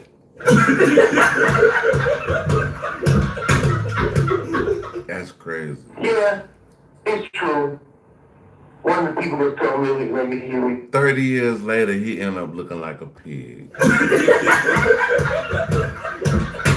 About me letting him know to tell whack that they was on his head. Somebody close to him. He's like, oh man, you don't want to see him dead, huh? I'm a man of God. You don't want to see no one dead. If you're a man of God, you don't want to see nobody dead. I might whoop your ass one time. But I ain't gonna kill you, bro. I'm not gonna take you from now, we need somebody to get their ass whooped. It's only for God to do. This car has your telephone number monitored and recorded. You have the power to call those shots and see who lives and die. Only God should be able to do that. So I don't play those games. So yeah, I gave him a heads up. Even though whack, you know, always up the line and said a lot of shit to try to make yourself look famous. All right, y'all. So we about to end of the video. Go to work tomorrow. Gave y'all a little 3 hours, man. Y'all hit the y'all support the channel. Everything's in the description. Follow me on other platforms. I want y'all to like, subscribe, share, hit notification. Man, y'all kicking me in the Karma Cafe. Hey, man, I love everybody. Even my haters. So come on back tomorrow. We'll be back. Peace and one.